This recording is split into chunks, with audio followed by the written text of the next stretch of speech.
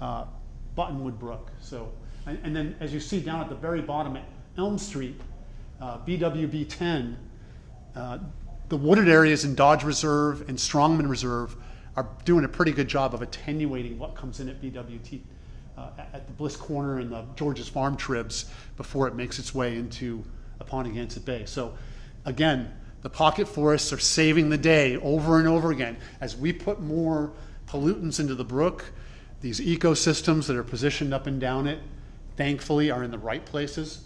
And really, by the time that water empties out just on the southwest side of Elm Street, a lot of the bacteria has been removed. Not to say that we don't want to solve these bacteria problems that we have in the brook, but thankfully these ecosystems are really doing their job and saving us from having off the chart bacteria levels like we see for the zoo actually in our harbor, or we would never have a shell fishing day throughout the entire year.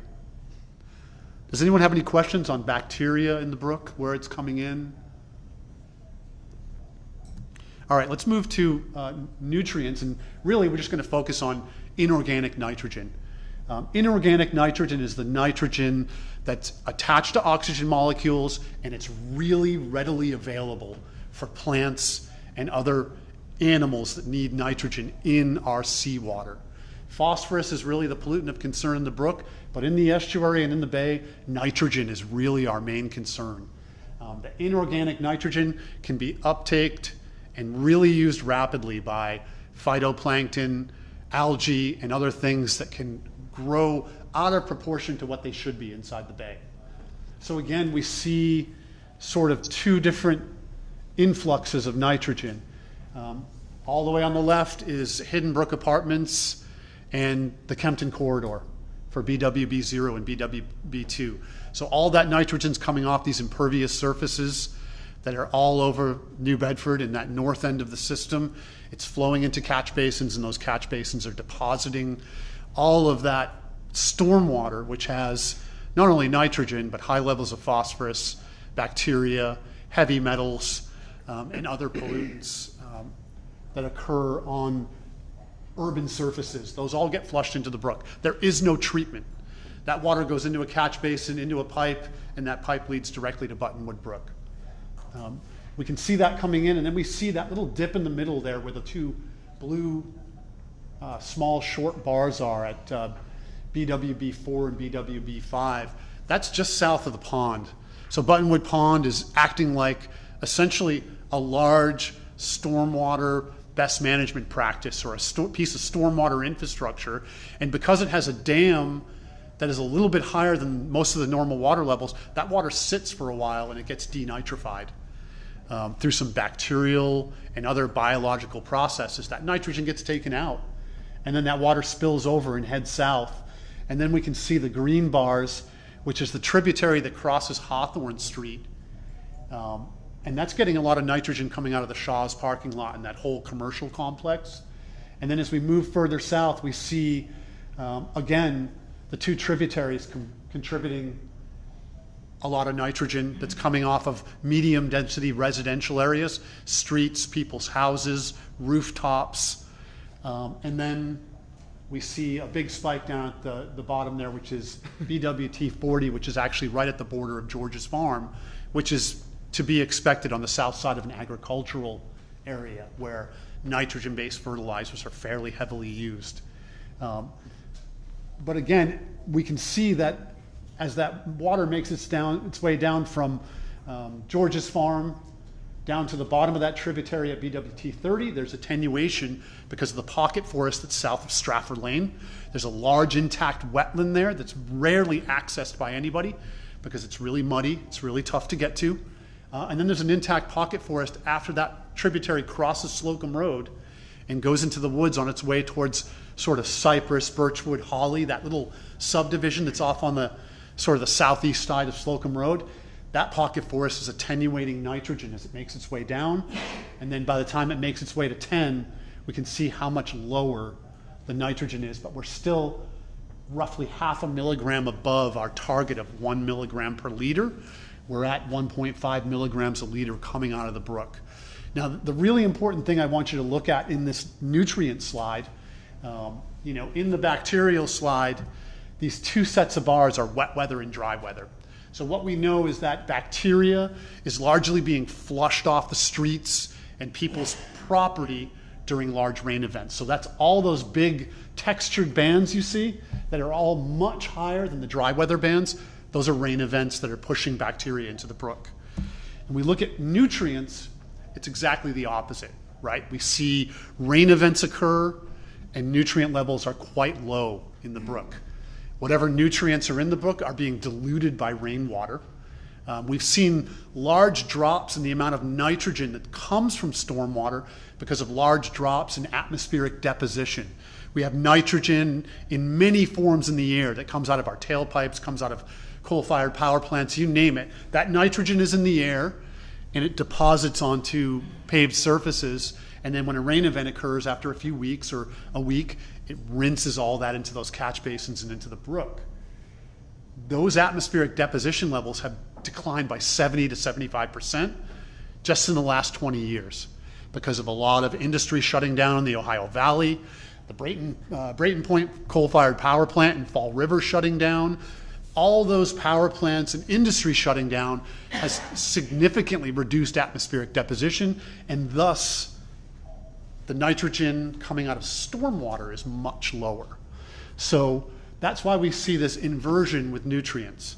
And the conclusion we draw from this is that in dry weather, we're seeing these huge nutrient loads with those solid bars, is that most of the nitrogen that we're seeing in Buttonwood Brook is coming in via groundwater. And that groundwater is receiving nitrogen from, dare I say, septic systems. So, there's a lot of great sewer work that's gone on in Dartmouth, and it continues, and the town is pushing forward. However, not every house that has a line in front of it is connected, and not every neighborhood in the Buttonwood watershed, and this includes New Bedford, where I did an in-depth survey, soon to come in Dartmouth, and found 100 houses in New Bedford, in neighborhoods that have had sewer in them for 80 years, that are not connected to the sewer line and continue to have what is probably a really bad old septic tank in the backyard. So a lot of this nutrient load that's making its way down either into the brook, and you have to understand that groundwater acts just like surface water, but underground. So if you see hills and valleys, which the brook is sort of the low point, and Apponeganset Bay is surrounded and is the low point, everything underground is following those surface contours and either making its way to the brook and then running down to Apponeganset Bay, or it's making its way through land until it eventually discharges into the bay underground through what we call groundwater base flow. So the nutrient levels in the brook primarily are due to groundwater. Just so we put that into perspective. Stormwater, still a contributor, still needs to be looked at, because not only the green infrastructure that we want to propose, the nature-based solutions we want to propose, they're not only just treating stormwater for bacteria and nitrogen and phosphorus. They're going to remove heavy metals that we know are there but we're not testing for. They're going to relieve pressure on Tim's stormwater system so that less water goes into it and we put more water back into the ground, so we have more groundwater recharge. And they're going to improve the resilience of the community by not putting all the water into the brook during major storm events and causing flooding in everybody's backyard or on streets, threatening public infrastructure like the Eversource substation that's right on the brook at Russell's Mills Road. These things, we need to build resilience into the system, and by addressing stormwater nutrients as well as groundwater, we're also building resilience into the community, and we're building climate adaptation into the community. We're getting cleaner air, and we're just getting a better environment in general, better quality of life for town citizens. Okay, so that's brook data in a nutshell. One last point about the brook. The other thing about the research we're doing on the brook is we're monitoring water levels with those data sensors I was telling you about, and they record every 15 minutes. And what that's also telling us is that the water levels in the brook, unlike a healthy stream that gets a combination of runoff and groundwater base flow, water levels in the brook rise dramatically within 15 minutes of a rainstorm. We're seeing water go from steady state to maximum levels within 15 to 20 minutes and then rapidly recede. And what that's telling us is that all these 60 stormwater outfalls that are, everywhere from the very north end at Hathaway Road all the way down to right at Elm Street, are putting a lot of water into the brook, and they're putting in there really quickly, which is overwhelming the system, and that's why a portion of those nutrients are eventually making their way down into the bay. So bay data snapshot. I want to just talk to you about dissolved oxygen real quick. This is sort of the hallmark of coastal water quality. It's a big determinant of what can live in the water. Low dissolved oxygen levels are primarily driven by excess nutrient levels that drive up all of this algae and phytoplankton and what we call biological oxygen demand in the embayment, and then that sucks up oxygen that would normally be utilized by fish, quahogs, shrimp, you name it. So oxygen levels are driven down, and they're also affected by the water temperatures and the air temperatures around us, which we all know seem to be slowly getting warmer. And last year was a pretty warm year. So the dissolved oxygen sensors, here's where we have sensors in the bay. The top one is basically right where the brook empties. That little side channel right there is the sort of the mouth of Buttonwood Brook as it empties in. It's a very shallow location. Maybe 4 feet deep on a high tide, and on lower tides it can go dry on big tides. The one there right off Little Island, it's a great sentinel station. It receives a lot of flushing from the bridge because it's right in line with the bridge channel. AB11 just sits right off the edge of sort of the farm platform by DNRT Star, the Sea Preserve. AB2 is at New Bedford Yacht Club's pier. So it's sort of out of the main current, but it's in the outer bay. And then 12 was not in last year, but we got some funding to buy some additional sensors. And 12 will go into Dykes Creek, which we really want to dig into and monitor both with the sensors and with discrete water quality sampling in bottles that will go to the lab and get tested for nitrogen and orthophosphate, so we can see what's in the water there, as well as bacteria. So that's where the sensors are sort of arrayed in the bay. And then I'm going to go through a couple of slides that are going to kind of look like static electricity to everybody, but I really want you to pay attention to the two dotted lines at the bottom. Dissolved oxygen can fluctuate pretty wildly between day and night. During the day, we have a lot of photosynthesis. It's putting oxygen back into the water. And then at night, all that stops. And if the water's warm and there's a lot of biological oxygen demand, it crashes. So this is what AB8 looks like. And that bottom dotted line is basically like the life or death line for aquatic life.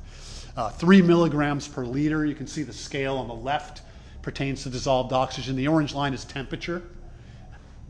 And a lot of times some of these temperatures are almost 90 degrees inside the bay water, especially up at the northern end, which again, warmer water, oxygen cannot dissolve into solution in warmer water. So hotter bays equal lower oxygen.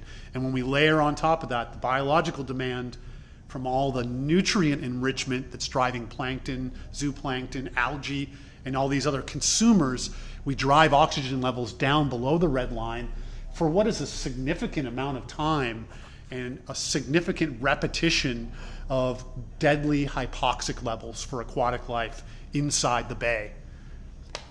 AB8 is very shallow, so that warmer water is driving a lot of this because that really heats up in the sun, especially with that dark sedimented bottom. So we're moving our way south now, and now we're over by Star of the Sea, which isn't as shallow, and it's a little bit more open and flush than that northern triangle.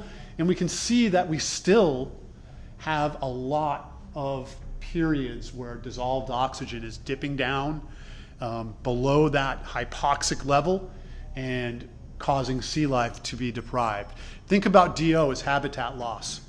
It's when you have low dissolved oxygen levels in a certain part of the bay, it's like cutting down and clear cutting a piece of forest. There's no habitat anymore for animals. If they sucked all the oxygen out of this room, we'd all leave pretty darn quick, right? So that's what's happening in the bay to some of these, except some creatures like oysters just can't pick up and move like other things, like fish and crabs and other aquatic animals with mobility. So those tend to die off. And this summer, we worked with Naomi Rappaport and Steve Mello to try to identify the cause of a pretty large oyster die-off at Diaz Landing. Hundreds of oysters. They went out to do their check to see when they might open oyster season, only to find that all the oysters around that whole Diaz Landing were mostly dead. And we think that a combination of low dissolved oxygen at that site and some sort of microorganism combined to kill off those oysters. So bacteria, maybe a new bacteria that the oysters weren't used to, combined with these low DO levels, which make the oysters more susceptible and weaker, combined to create a major oyster kill. To me, that's a really tangible warning sign for us right now, is that we definitely need to do something. We don't want to see that bay become a complete dead zone. We want that bay to have oysters, to have quahogs, hopefully, as we move forward, to have eelgrass back in it, kind of like the west branch of the Westport River is slowly rebuilding eelgrass. We want Aponagansett Bay to return to a fully functioning ecosystem. So now we're moving out towards Little Island, kind of in the face of the bridge flow, and we can see a marked difference in how much we have higher DO levels, kind of floating right around that blue line, which is the Massachusetts water quality standard, and then dipping down only during periods of high oxygen demand or warmer temperatures. And then finally, we go out just outside the harbor and we see a lot of DO measurements well above the mass water quality standard, and just a few nosedives there where you have this large nighttime variation where the DO drops down below 3 milligrams per liter. So my takeaway from that is two things. The bay, flushing in the bay is critical. Right now we have a causeway that goes all the way across the bay. It's about 1,500 feet, give or take, maybe between 1,500 and 1,400 feet total. About 380 feet of that is open for flushing. This is playing a large part in the inner bay's inability to be flushed and to have higher DO levels and cooler water temperatures. In the course of doing this project, I went back and researched all of the old studies that were done on Aponagansett Bay, and I found the 1991 Sanford environmental study, and sort of presciently in the last paragraph of that study, the authors say, and by the way, even if you do everything we tell you to do, if you don't open up the bay opening, the bay may still continue to decline. So flushing is an enormous part of this.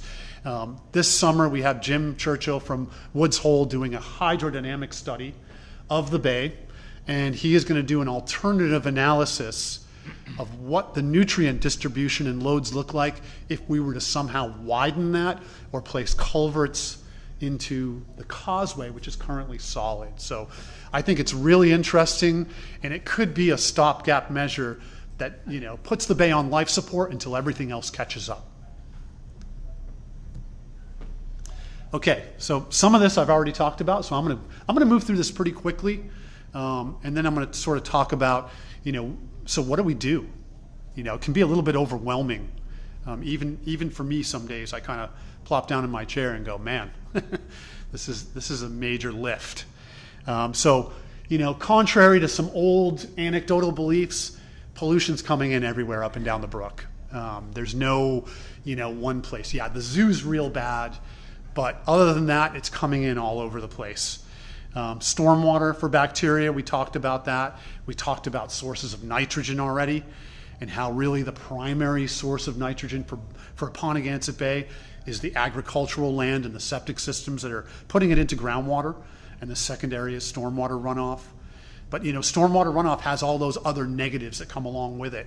Localized flooding, bad sediment, heavy metals, PFAS, you name it, that's being washed into storm drains. So we can't just discount stormwater, and it is absolutely worth dealing with, even if we just look at the climate resilience perspective.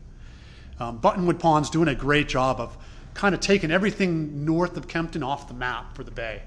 It's basically like it's not even there.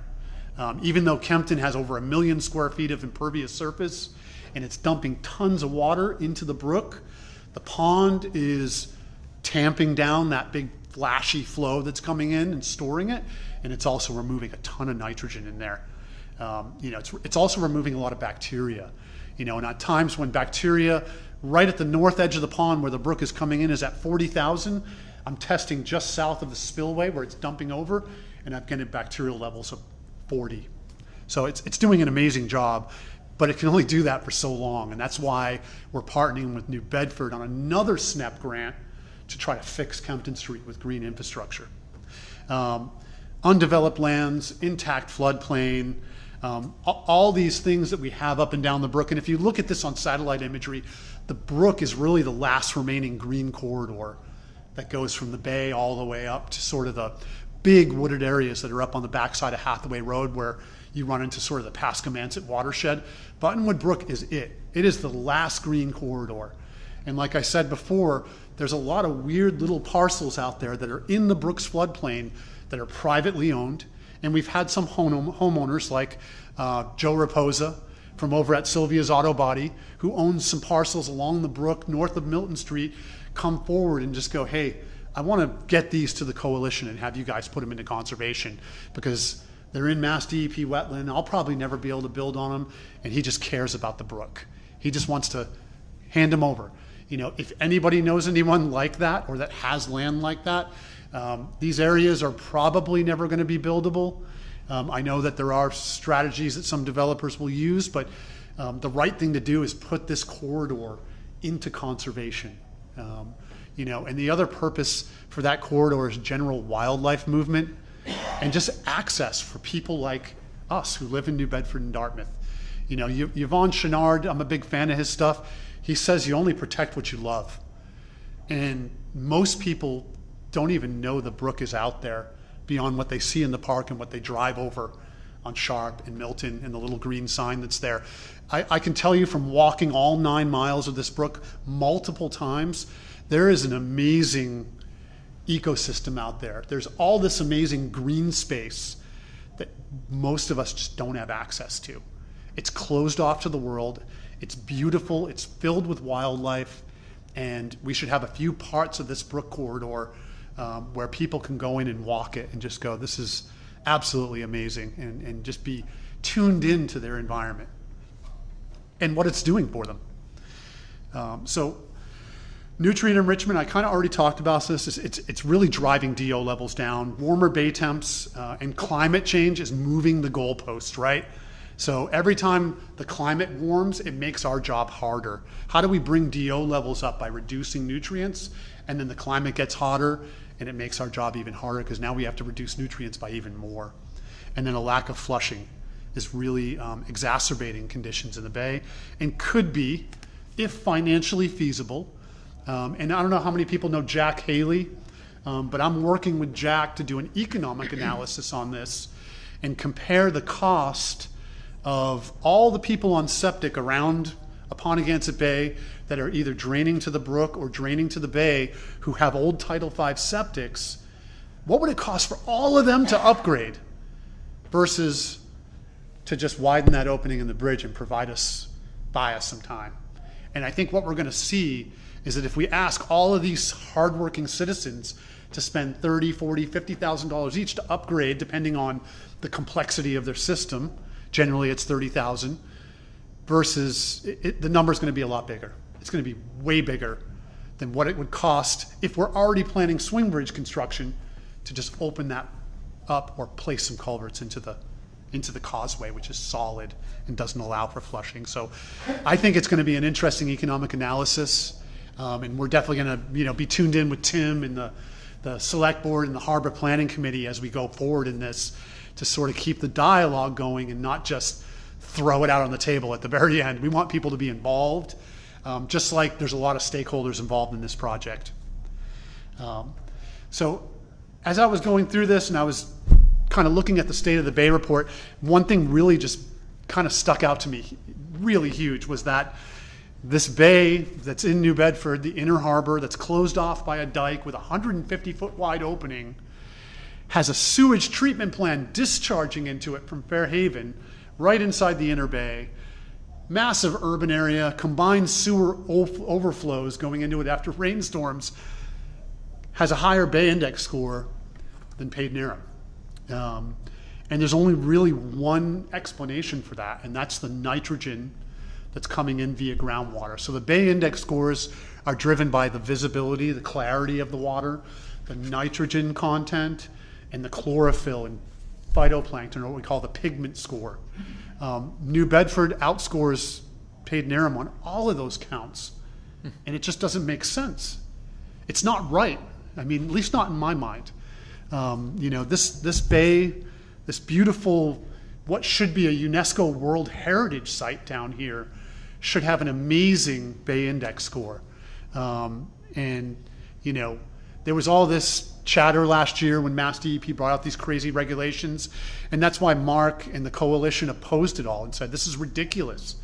Our stance, my stance, communities will solve this problem, not the state. No one's going to parachute in here and provide us a solution. It's up to all the people sitting in this room right now, the people over on the New Bedford City Council and the mayor's office. We're the people that are going to have to come together and iteratively look at this, look at the data, look at the financial feasibility of different solutions, and slowly come together to improve water quality in Paid-Nerem and on the New Bedford side. I just thought that was a really interesting, kind of shocking actually, for even for me who's involved in this stuff on a daily basis. I never really sat down and did a side-by-side on the two bays. So I hope that kind of a insightful moment for me when I did that. So what are the solutions? And I'm going to move through these fairly quickly because I know I'm probably already over time. Watershed planning. And I'm going to put that in quotation marks from Rob Almy. Watershed planning, not a watershed plan. Because watershed plans get printed and then they get put on a shelf somewhere and they never get looked at again.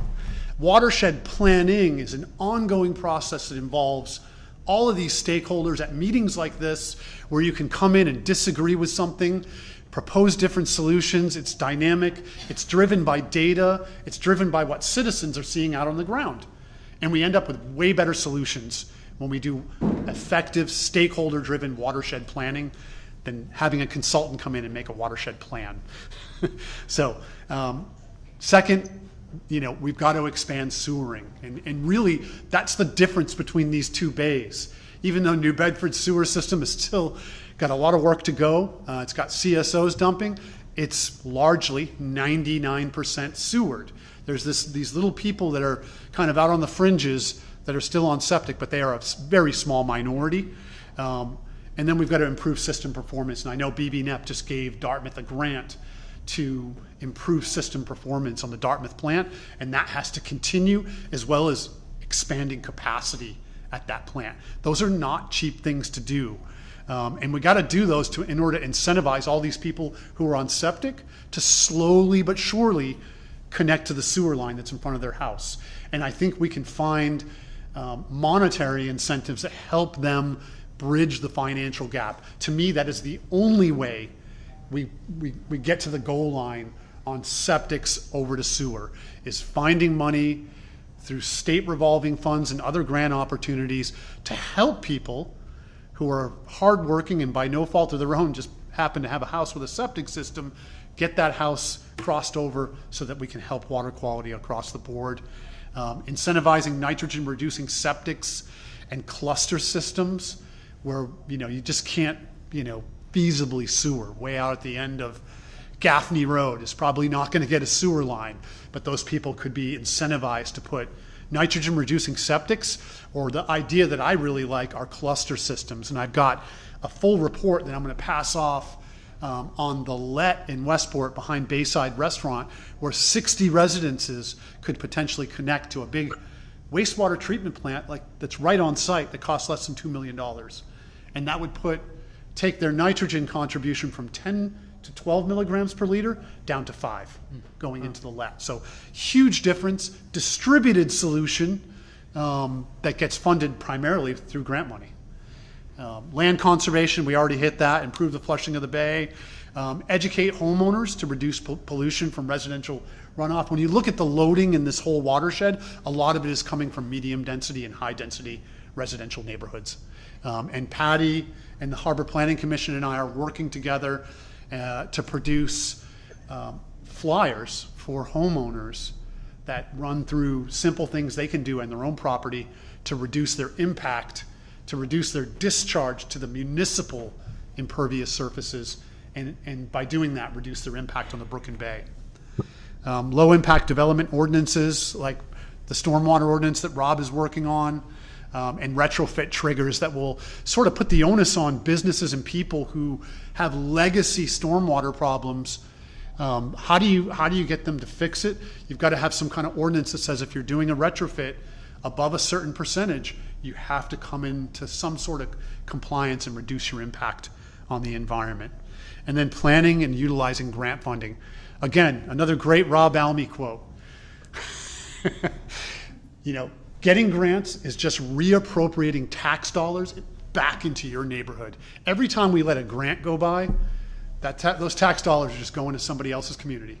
So I think we need to get together and we need to look. We already know when the grants are coming out.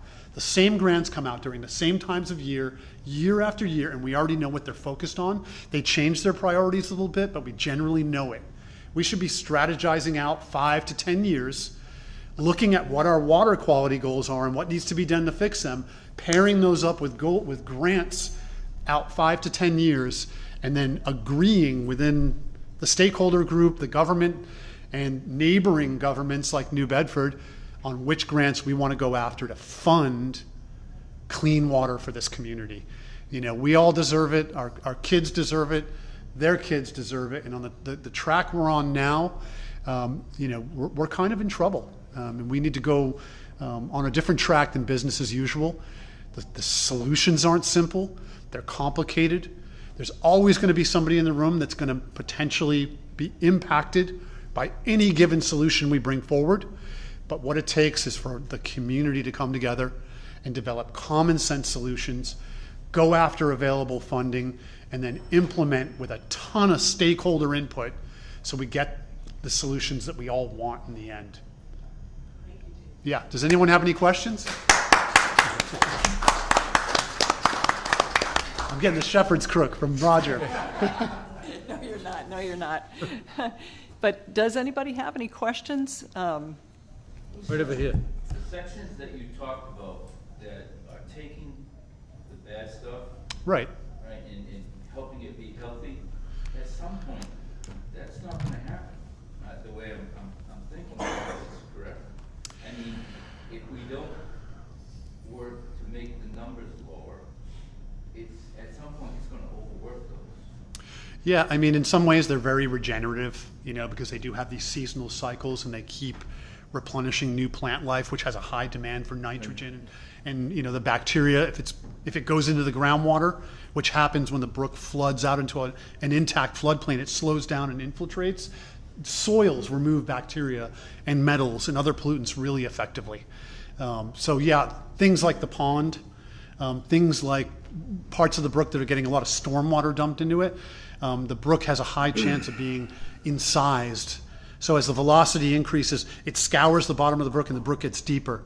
And then it can no longer go out into its floodplain, and then it becomes another stretch of gutter that the water moves through really rapidly. So yeah, in a lot of ways you're right. If we don't address this at the street level, we keep demanding more and more of some of these natural areas. They are eventually going to become filled in with sediment that comes off the streets, and they're going to become less effective at doing what they're doing. Nature can only take so much of a beating. It's no coincidence that our entire agenda is filled with ancillary issues about this entire project and everything in town. So if you have any comments directly for this presentation, and you want to step forward to the mic, and unless you want to hold it off till another part of the meeting, it's up to you. I have one question, Dan. When you're talking about this corridor, the Buttonwood Brook Green corridor, The land that we're talking about, which is either undeveloped, undevelopable, Right. how do we protect that, one? And the second one is when you talk about opening it up to residents to explore, is there a possibility that we will impact it negatively? Yeah, so to answer your first question, a lot of these parcels are privately owned. Some are town properties. There's a great town property where Arnold Street dead ends down by Potter Street, and you've got this incredible wetland complex that's really degraded. And this is a great place for restoration because we own it, right? So we can go in there and get a grant and pay a consultant to go in and restore that wetland. As you move north along the brook in that corridor, there's a lot of privately owned parcels, and I think that requires a lot of outreach. Right now I'm doing outreach with Mayor Landscaping, trying to talk to Mayor, who has been rumored to maybe wanting to sell that land off of Slocum Road. So engaging these homeowners, seeing what their plans are for this land, especially the undevelopable parcels, which, people are still paying taxes on something that they're probably never going to get to develop. There are a couple of different things. They can donate the property or we can buy it. The town could buy it. And then there's something called a conservation restriction. And a conservation restriction functions to protect the land even if the ownership remains with the original owner. So if you own a piece of property on the brook and it's sitting there in a mucky floodplain and it's in a DEP wetland delineated area that'll never be legal to develop, you can come to the coalition, and we have experts in land protection that will help you to put a conservation restriction on that land.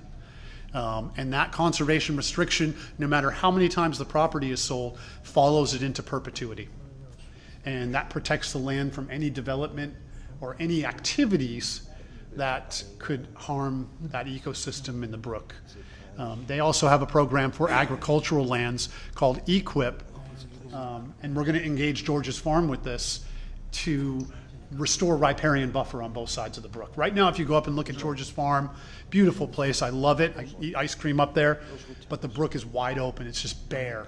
And consequently, even in March, we're getting water temperatures in the 60s coming out of that area because it's getting beat on by the sun the whole day. So a lot of different options to protect land or to restore damaged ecosystems that can be funded with grant money. Okay. Yes, sir. Yeah, my name is Dan Turner. I'm a resident here in Dartmouth. Hey, Dan. Good to meet you. Nice presentation, by the way.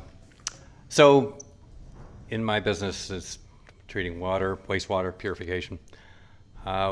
There's a lot of very good results that are been found with the usage of biochar. Yeah. And biochar has got a tremendous level of, say, absorption capability for nitrogen. It's even, from my understanding, from one of the manufacturers of biochar, is that agriculture, farms can be subsidized for utilization of biochar. And one of the ideas that we were pitching back and forth with the group here is that you can actually look at trenching around a lot of these farms and agricultural areas or sensitive areas and actually put biochar in place as a barrier to absorb a lot of that nitrogen that comes off of, say, fertilizers or runoff applications. It's not that expensive, comparatively speaking. If it's subsidized as well, it's worth looking into. And so, again, biochar, it's phenomenal absorption capability. It's kind of like carbon, except it's a very natural type of byproduct that comes from essentially kilns, rotokilns, and things of that nature. Low oxygen burning environments. Correct. Yeah. Yeah, So that's available. We're actually doing a little bit of research with Winwood Sawmills up in Winchendon, who's also into biochar, but that methodology is being used on the Cape right now, but with either vegetable oil or wood chips, and it's called a permeable reactive barrier. You've got to go pretty deep to get groundwater to pass through it, but there's some great pictures of beaches out on the Cape where they have a 25-yard permeable reactive barrier. There's no algae growth, and on both sides of it, it's green. And that's all just because of it intercepting nitrogen before it makes it down to that little stretch Right. that leaches out into the bay. So it's a great idea, and I think it also has merit with at stormwater catch basins potentially having water Exactly. just pour through a cassette, if you would, of biochar that can be pulled out and replaced and That's then recycled. So biochar's got a lot of promise. There's just not enough companies out there using it right now, but I think it definitely deserves a good look. I think it deserves, and it's also very reasonable in cost as far as putting the trenching in, putting biochar in, compared to some of these other solutions. The other thing is that as far as like restoration of, say, a Pontigansett Bay and some of these areas that, because, and I 100% agree with you that flushing is going to be one of the greatest attributes to the bay. But in the meantime, the detritus levels are very deep. I was windsurfing with my son, and I'm telling you, it's maybe 3 feet, 4 feet deep in areas. Yeah. You just sink all the way down. But nanobubble technology has been utilized to restore bays very effectively. And so I just wanted to bring that up because, nanobubble technology utilizing ozone, the bubbles are very small, they're dense, they don't effervesce. Oxygen can stay in the water. They actually are dense. They'll go down into the actual detritus, and bacteria thrive on it, and then the detritus is actually taken up, if you will. Yeah. And it brings back a lot of life as far as invertebrate, Yeah, and definitely positive raise your life. DO levels in the water for sure. Exactly. So it's just one of the overall methodologies that could be used to help the restoration problem as well. Yeah, thanks. That's a great comment. I think we'll probably have to move on. Yeah. Any comment? Patty? Yeah, so thank you very much. You get Frank up on the Frank. Thank you very much, Dan, Yeah. for that presentation. That was wonderful and very informative, and we're very appreciative. At this point, though, we're going to have to move on with the meeting, so I'm going to close Frank. the Harbor Will do. Management We'll Plan close the meeting. Implementation Committee portion. Can someone make a motion to, make a motion to adjourn? Can I get a second? All in favor? Because we're all here. I don't have to do the roll call, actually. Thank you. It's okay. That motion passes unanimously, and thank you so much. Thank you. Mr. Gracie, you have a comment? Yes, thank you. I just wanted to tell Dan that I enjoyed his presentation very much. There's a lot of good stuff in there, and I'm glad he made it because it's very informative. I would just like to say that it's no coincidence as we've had meeting after meeting for the last months regarding water, sewer treatment, and all the issues that come along, including, of course, Title V. And some of them are pretty sad, and you wonder where you're going. And it's scary, especially to people who have major financial vulnerability. Well, Dan's presentation, to me, in a simple word, it brings us hope. And we have people in our audience and our community that can help us out. This is going to be an assault on the issue by the town and our community, and Dan put it in much better words than I could. This will be the top priority in our town, in evolving the DPW more than anybody else, any other organization. And we're going to make this work because we're going to do it as a group and as a team. So I really appreciate I was excited that you were coming, but beyond my expectation, it was a fantastic presentation. Terrific job. Thank you. Mr. Chairman. Dave, I'm just going to put a Chairman. plug in for our Water Quality Committee. We're still looking for some folks to join, and this is exactly the kind of data that we're going to be looking at as a kind of a subcommittee of all these other committees. To look at the data we have, to look at the data we need, will be the first order of business. Great. Thank you, Mr. And making recommendations. Yeah, that's good. Thank you. Mr. McDonald. First of all, thank God I paid attention during biology and physiology. I wasn't too good on chemistry, though. But sitting here listening, first of all, let me just say this about the presentation. By far the best presentation Buzzards Bay I have seen on this board than any other thing before. more so because it hits home because we've been in dealing with this Title V crap from DEP. And one of the realizations that I just came to grips with is that this town needs to do something up above and beyond what we normally do. We need to, I think the stakeholders, I think Mr. Michaud, Mr. Barber, Mr. McGinnis, this board need to get together to come up with a plan of action or planning of action to make this community deal with the problems on the Buzzards Bay, the contributions to that problem, and also to Title V. We need to do what we have to do to tell DEP, leave us alone, we're going to deal with the problems on our own. Forget your regulations that are good for the Cape but not good for here. So I think we need to focus on that. And I'm seeing, unfortunately, I'm seeing big dollar signs here because it's going to take some funding. It's going to take some serious town effort to deal with this.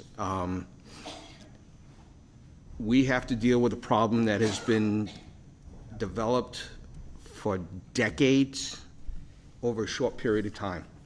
And at some point in time, we just have to say, when is enough? So I'd like to sit down with Mr. McGinnis, Mr. Barber, and Mr. Michaud to come up with some kind of a plan as to how this can be addressed on a community-wide basis, whether we have to have a master committee or a master group and then subgroups to start dealing with different things. Like, one of the things is how many homes that have sewer in front of it that are still tied into septic. How much is that going to be taken care of? Can we entice, I think it's the better word, to have those homeowners tie in?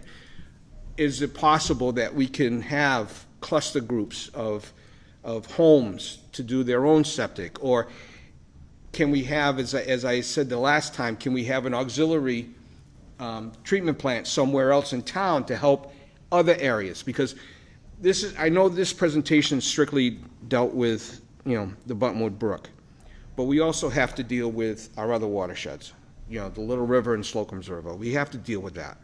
And one of the things that I do know is I hear the flushing, okay?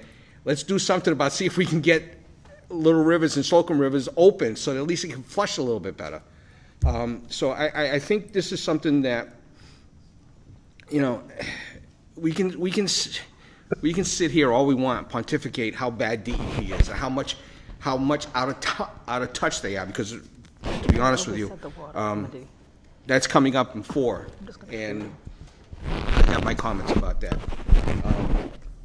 I can tell you, I give you a precursor. The word joke is going to be there. So I think we need to show Boston that we can handle our own. We don't need them, and might need their money, but at least we don't need them. We don't need their bureaucracy. So I think this is something that we need to do, and I think we need to sit down within the next few weeks to come up with something. And I'm sure Mr. Michaud and Mr. Barber will be more than happy to do that, along with Mr. McGinnis. Okay, we're going to, thank you. We're going to, the Title V is coming up, but we have some other stuff on the agenda. If you want, can you wait, comment for that? As long as Dan's going to stick around. Okay. There's some other people would like to get that through. Jump back to Title V, okay? Next on the agenda is the Memorial Day Parade update. Yes, Matt Brule was unable to attend tonight, but I just wanted to give the board an update as the parade is a week from today, on Monday. It will begin at 9 a.m. from the town landing at the bottom of the bridge and will conclude at the old police station site. The parade will proceed on Bridge Street, stop at the bridge for services honoring our veterans, then proceed to the Elm Street Cemetery for a brief ceremony, and then lastly, we'll continue to the monument at the old Dartmouth Police Station for closing ceremonies. It's anticipated this will be even larger than last year's parade with more attendance, so we're looking forward to it, and hopefully the weather cooperates. Okay, any comments on that?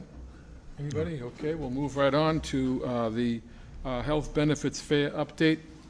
So Melissa Jerome, our benefits coordinator, is here to update the board. Melissa did a lot of work along with Denise Bosing, our HR director, to pull this benefits fair together. She's going to talk about the details, but I just wanted to have Melissa attend to thank her because it was a lot of work to do this. There are a lot of benefits that the town provides, and we've really been making more of an effort this year to update employees on what those benefits are and how they can take advantage of them. So with that, I'll give it to Melissa. Great, thank you. Thank you for having me. Just to give you a quick update, our health fair was held on May 10th from 12 to 5 here at Town Hall. We occupied most of the third floor. We had about 20 vendors in attendance. Our focus was on wellness and benefits as a whole, not specific to health insurance. Traditionally, we invite vendors directly related to employee payroll benefits. So I'd bring in Maya, Blue Cross and Blue Shield, life and disability insurance companies, 457 Smart Plan, Social Security, EAP. While all those are great resources for employees, we took it a step further and brought in a couple of local banks, fitness clubs, a cellular company, and a healthy eating alternative establishment. These vendors brought with them food samples, prizes, and giveaways. Employees really appreciated that. Maya invited certified nutrition and wellness experts with information on healthy eating and snacking, food that fuels the brain, and sleep and meditation practices. These specialists are also available to employees. I don't know if they're always aware of this, but they are available to these employees that are subscribers to the health insurance plans with the town as personal wellness coaches as well. We were happy to also have some of our own town departments participate, like the Council on Aging, the Dartmouth Libraries, the Youth Advocate, and our Wellness Committee. We worked with Blue Cross and Health Equity on presentations for employee workshops on the high deductible health plan to educate employees on how the plan works and how it can save them money. One of these workshops was recorded by DCTV, so that will be on the town website shortly. So we were pleased overall with what was offered, how it was communicated to the employees and the department heads. We had everyone's support in encouraging employees to attend during the workday. We had some great raffle prizes that also helped with the attendance. And I had a lot of support and assistance from Denise Bosang, the HR director, town administration, and custodial IT staff, DCTV, but most importantly, the employees who showed up, and the great feedback that they've given. So I think it was a success, and looking forward to next year. How were the numbers? Do you have any? We had close to 50. We would have liked to see more. Yeah, sure. So It's a good maybe start. in coming years, hopefully we'll bring in some more. Questions, comments? Anybody else? I attended, and it was great. Thank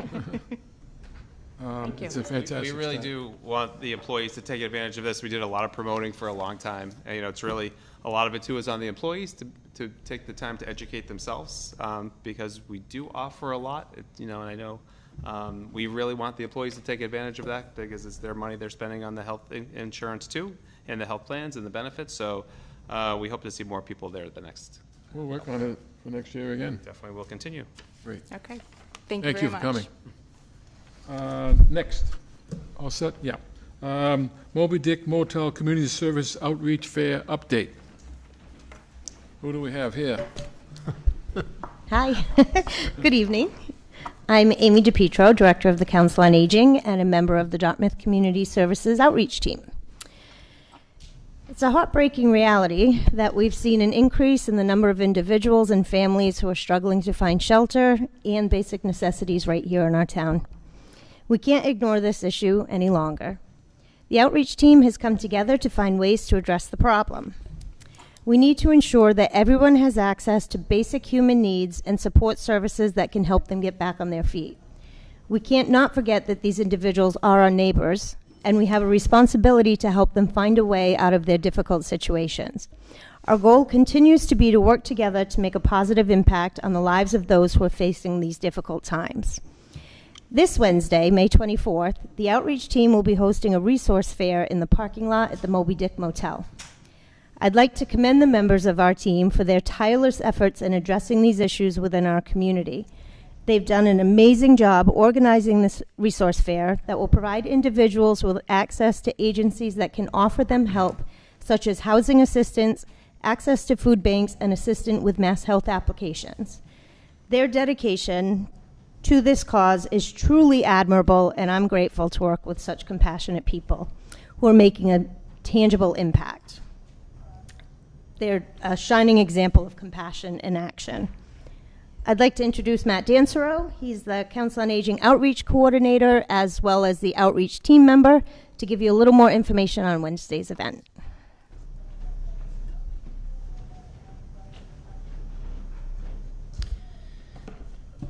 Back on January 25th of this year, the town participated in its first ever point-in-time count, which is basically counting everybody who's on the street in the town of Dartmouth. Part of that developed into a relationship with some of the services that address homelessness in Dartmouth. From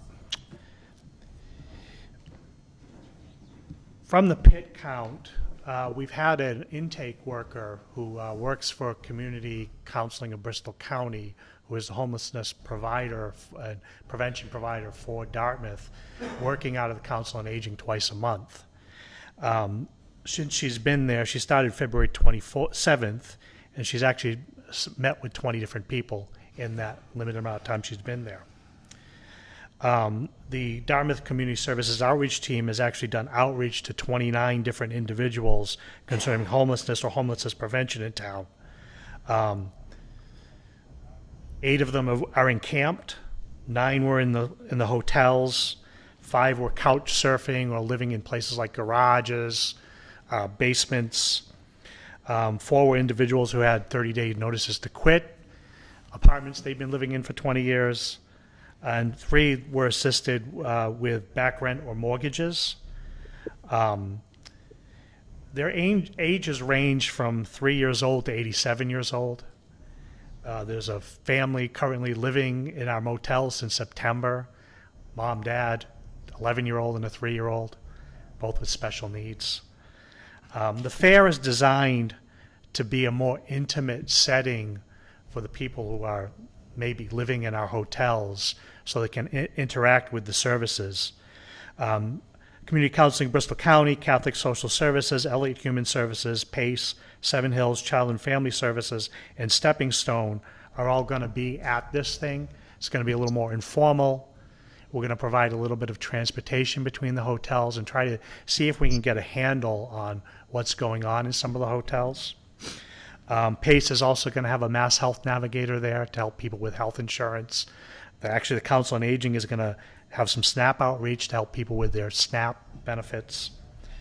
And actually, the Dartmouth Opioid Task Force is going to have their first public appearance there as well. It's just an opportunity to reach some of these people that haven't been reached.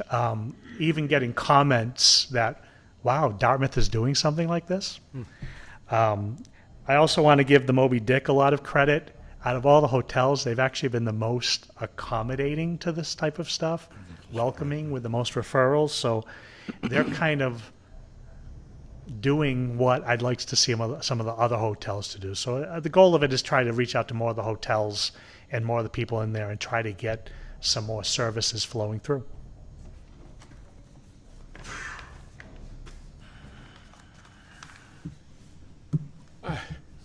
I find it, you spend 10 minutes listening in this select board meeting, the subjects that come through this building, through this meeting, I find it it's incredible. I attended a couple of these meetings, and the dedication of the people that we put together to cover this issue.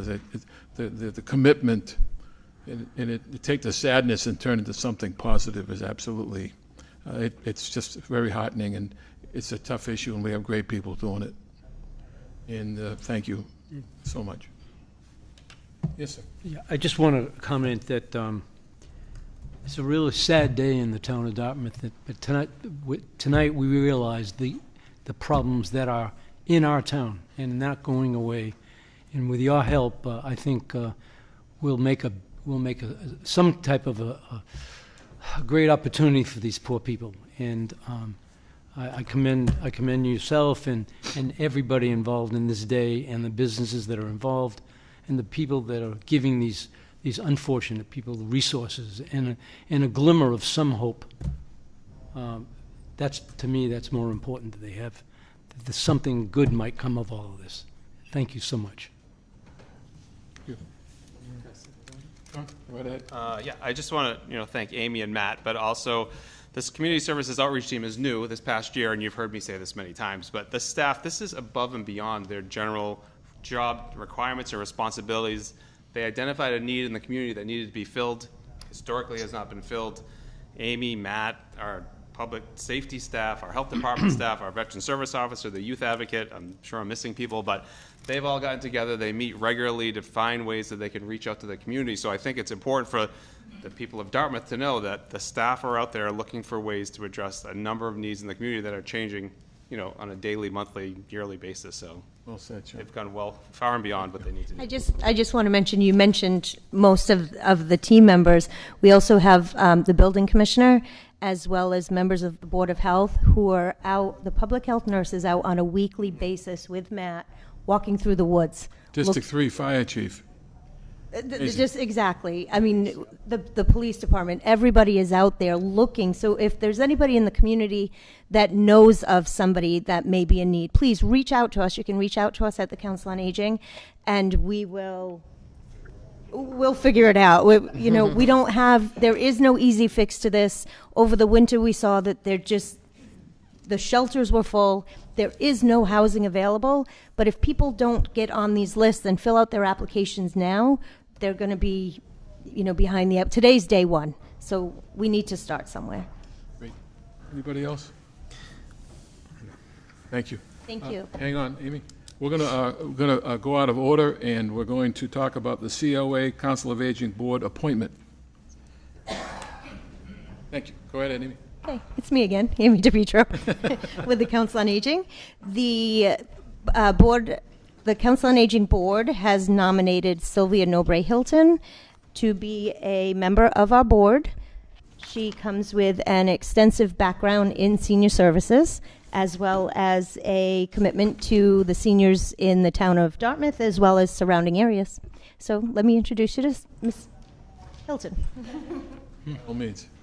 Hi, thank you for having me here. I'm Sylvia Hilton, and I'm the Chief Operating Officer at Coastline Elderly Services. I've been there for 10 years, and a town resident for 40, plus 40. Wow. Impressive. I think it's perfect that you have such a background of knowledge to serve on the board, and especially hearing about what you just heard about the outreach program, which again is above and beyond. I think that this is great, that you'll be an excellent asset to the Council on Aging Board. We definitely work together a lot with Amy and Matt because a lot of the homeless population is in the 60-plus category, which is very sad because you think at that time in your life it's supposed to be the golden years, and it really isn't for a lot of people. So they're great advocates and great to work with. So. Mr. Mickelson? Yeah, with that being said, I'd like to appoint our newest member to the COA. Second that motion. Is that a motion, Mr. Mickelson? That is. A second? Second. Any questions or comments? Let's vote. Mr. Mickelson? Yes. Mr. McDonald? Yes. Mrs. Brooks? Yes. Mr. Gracie? Yes. Chair votes yes, unanimous. Thank you so much for your helping us on service. We appreciate it. Thank you. Okay. Okay. We'll go back to the fun stuff. Mass DEP Title V Advisory Committee meeting update. You want to make a comment on that, Mr. Curtis? Sure. So last week, Mass DEP's the Title V Advisory Committee that was formed by Mass DEP to review comments that municipalities and the public submitted in light of their proposed Title V amendments was conducted. They went over the introduction of the advisory board, the background on the issue, which everyone was well aware of. They also talked about the major comments that were received in regard to the areas that would be implemented, the time that is being allotted for these upgrades and watershed permits, and how to streamline the process. I think it was pretty informative. I think they realized they've received quite a few comments from a number of communities that they're going to try to address. Many of their comments were similar to Dartmouth's. I can't speak for the goal of the committee or what the objective is, but I think they have a very in-depth understanding of the issues and the differences between Cape Cod and the South Coast. I think they addressed that multiple times, that the Cape is their primary concern. The South Coast needs more evaluation and more time to make a determination on what would be required in the future. They haven't committed to anything yet. It was a lengthy meeting. I think it was about 2 hours. And they did not set a date for their next meeting, but they are still taking the comments under advisement. We'll take comments from our board, then people from the outside. Mr. Mickelson. I can tell you one thing, for the over 2 hours, they listened to what we said. There was a lot to be listened to, and they paid attention to a lot of our comments, and they were positive about them. So I thought that was very nice to see that and to hear that. And they were forthcoming about a lot of things that they were not before. So I think it bodes the town very well that things are going to get better. They'll understand our issues are separate. But they did also mention that we are in control, could be in control of our own destiny. We could do what Mr. McDonald wants to do and do it as a town and not through the state, and adapt some of these programs. That's something that we need to talk about and think about before we sign up for any programs that's going to impact this town. Thank you. Mr. McDonald? Yeah. 25 members of this committee. It's a good number. 12 new people. 13 from the old NSA committee that nobody knew about until records request. One person new to the committee, former DEP employee. So where this committee is going to go, who knows? What is absurd, what is disgusting, and what is absolutely ludicrous is that Dartmouth doesn't have a seat on this committee at all. It's absolutely absurd. The majority of the comments DEP received, of the 900, the vast majority, at least in volume, came from Dartmouth. Just 1,100 pages alone from our Director of Health. It's just absolutely ludicrous that Dartmouth wasn't invited, discussed, or anything other than saying, well, you know, we recognize that, yeah, the Cape geology isn't the same as Dartmouth or the South Coast watershed. But clearly, this committee was developed because the inadequacies and the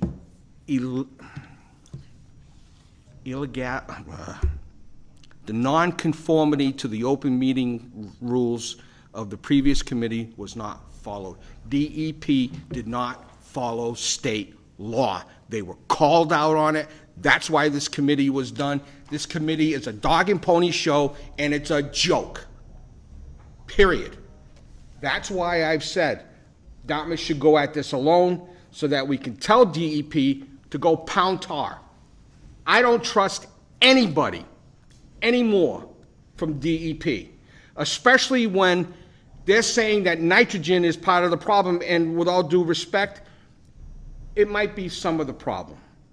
But when the study was back done 20 years ago, it was only 20% of the problem. Now it might be less than that. The majority of the problem is composting, which is done by DEP, and they're totally ignoring their own regulations on this. You should see what this mess looks like from a lot of these guys that are composting in our town that we don't have a right to say anything about. And that's wrong. And it's about time that this town puts its foot down on this. You know, I'll be honest with you. A lot of this stuff going on with Title V, DEP, and all this was totally lost on me years ago. But I'm getting a hell of an education in the last year.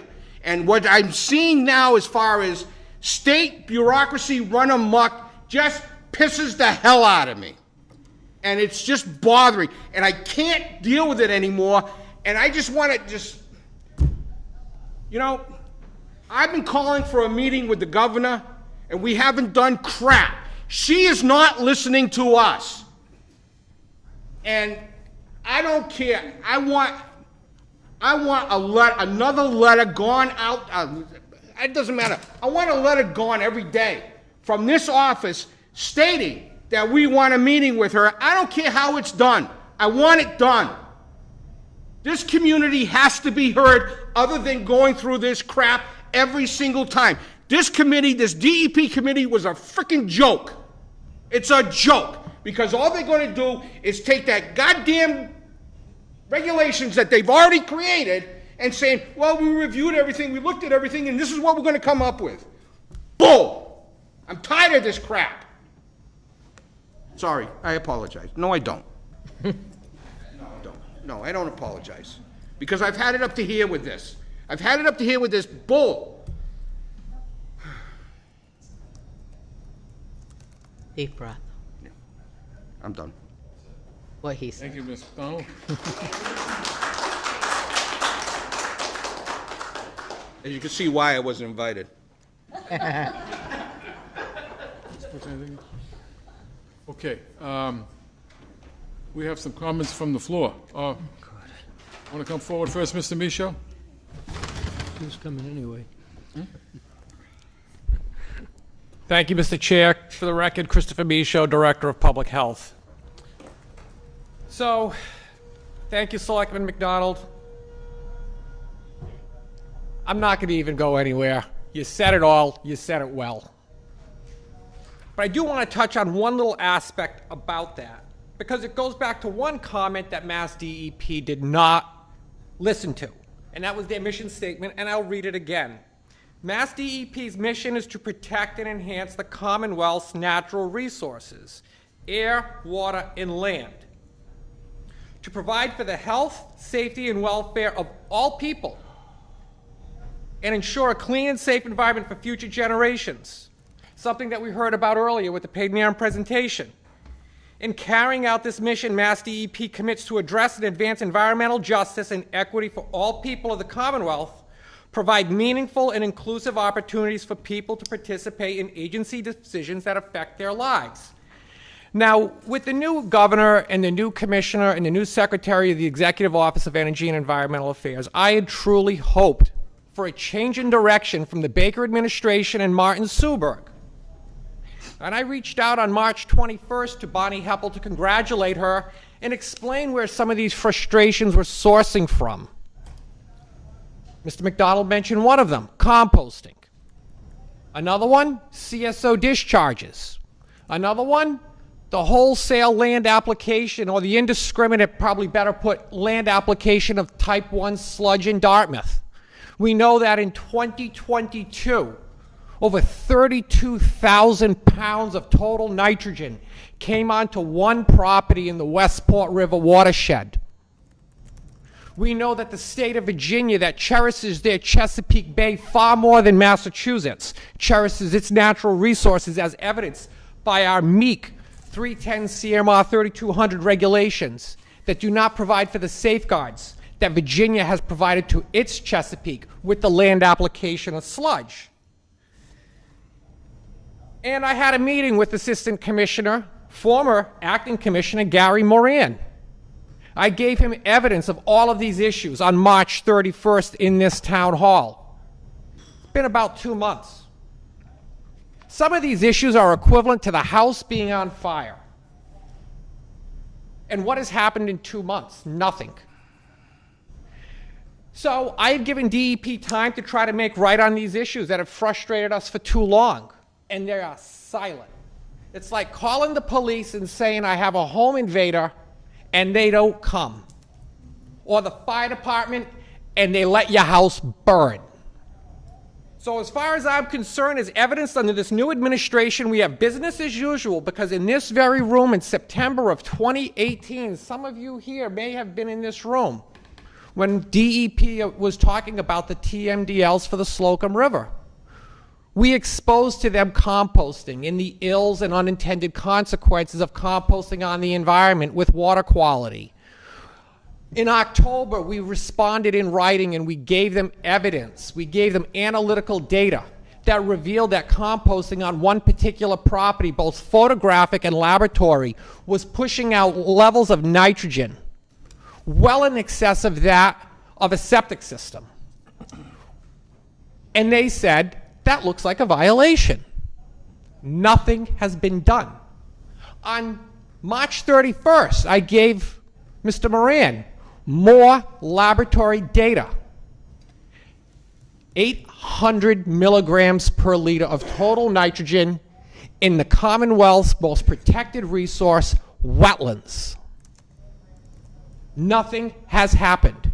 That is an environmental equivalent of the house being on fire. If our wastewater treatment plant was putting out those kind of numbers, we would have got a notice of noncompliance, a UAO, which is a cease and desist, immediately from DEP. Nothing. The BOD, as we heard about earlier, 5,000. Mr. Goulart, have you ever heard of that number before in the environment? 5,000. Okay? This is enraging because it's falling on deaf ears with DEP. So yeah, I'm a rabble-rouser. These things, I am talking about, I may as well talk to that wall with no one in this room, because we've talked about it to DEP here. I talked about it some 5 years later downstairs to the assistant commissioner, and nothing has happened. Now, getting back a little bit to the hope for the change of direction. It talks about meaningful decisions and including everyone. Well, the one concerned citizen that they put on the committee lives on the North Shore, was a former president of Yankee On-Site Wastewater Association, has an engineering firm, and used to sell IA Technologies. Now, there's nothing wrong with any of that. But where is the concerned citizen from the South Coast Cape Cod of median income? More importantly, we know that the requirement for the committee that they've now decided to form after Dartmouth exposed that predates all of the awareness of environmental justice, which is something that has come along more recently. Where is an EJ representative on the committee? Because it talks about that on their mission statement. We know that we have EJ areas in this Title V area that are going to suffer the harm of these regulations financially, and that they also have composting going on in those same watersheds, and DEP is not addressing that. So, you know, I agree with Mr. Goulart about the expenses and everything else. Nothing comes cheap, but I am going to give you an exception to that, because there are some things that come cheap, and that is part of my frustration. Composting, as Mr. McDonald said, is a state requirement that they exclusively control. They can go after the discharges from these composting operations through 314 CMR 3 and or 5, both of which we've clearly demonstrated are violations that have gone on and are going on here in Dartmouth, and they do nothing. We can make immediate corrections by Mass DEP just doing their job, the equivalent of a fire department putting out a house on fire. Instead, DEP lets it burn. So they can enact regulations about sludge. They are an organization of hundreds of employees, and yet 32,000 pounds of sludge comes into one property. And unlike Virginia, they don't have to prove that they need it. They don't have to open up the site to inspections at reasonable hours, and they don't have the staff to do inspections in Massachusetts, but in Virginia, they charge a tipping fee to pay for staff. And we know, as a result of one of our comments, that the plant nutrient regulations that were passed by the legislature through statute and then MDR, sourced from a regulation in 2012, and it says, hey, towns, if you haven't regulated sludge or fertilizer, hands off. The Commonwealth is doing it, and we're not providing any funding for staff. So we have no staff policing the entirety of the Commonwealth. And we know that with the two watersheds that we've been focused on most, Slocum River and Westport River watershed, when I've looked at the regulatory side, I started out with science, and it was a pleasure listening to Mr. Goulart because it was a refresher to my years in college. But I've spent too many years away from that as a regulator. So I'll talk about regulations. In the Westport River watershed, 60% is controlled exclusively by the Commonwealth. In the Slocum River, 40%. Those are our cheap fixes. Those are not borne on the backs of municipalities. Those are not borne on the backs of the majority of people trying to live in their homes during these inflationary periods. So, yes, I am a rabble-riser because I see these issues going on. I've given them to DEP, and they ignore them. These are real issues. And for anyone that doubts me about those numbers and anything, I brought you a little something just to show. This bottle here on the right, this clear one, this is what we'd expect our wetlands to look like. This is a clear glass bottle. The color of it is unchanged since March 31st when I showed this to Mr. Moran. This is water from a wetland in Dartmouth. It's water from a wetland in Dartmouth in our Zone 3 aquifer, which is critical to the protection of our public drinking water supply. This isn't a wetland that is protected by the Commonwealth through the Wetlands Protection Act for the protection of public and private drinking water supplies, which is adjacent to private drinking water supplies. Before I put the recreational value and shellfishing value to my forefront, I have to worry about the drinking water supply and the impacts that this can have on our public health, our private drinking water supply, and DEP has done nothing.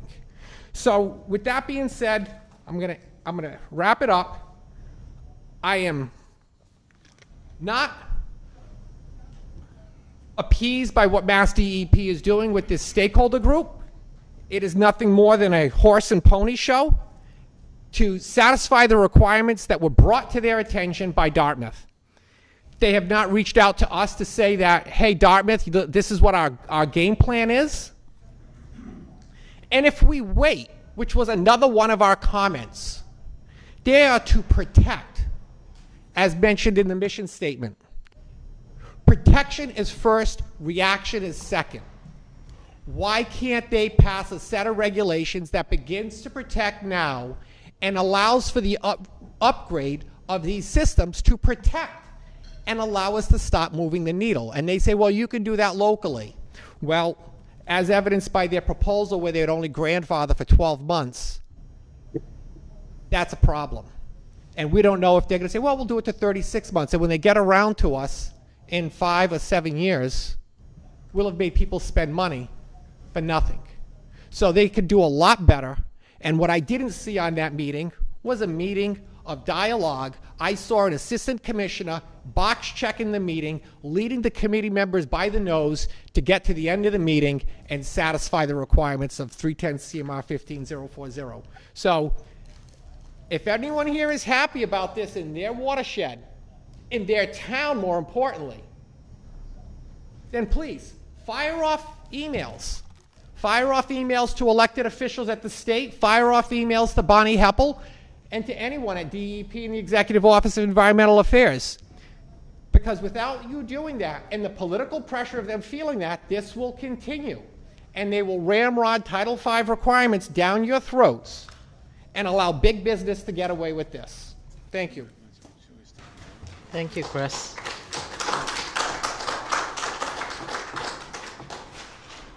Mr. Souza?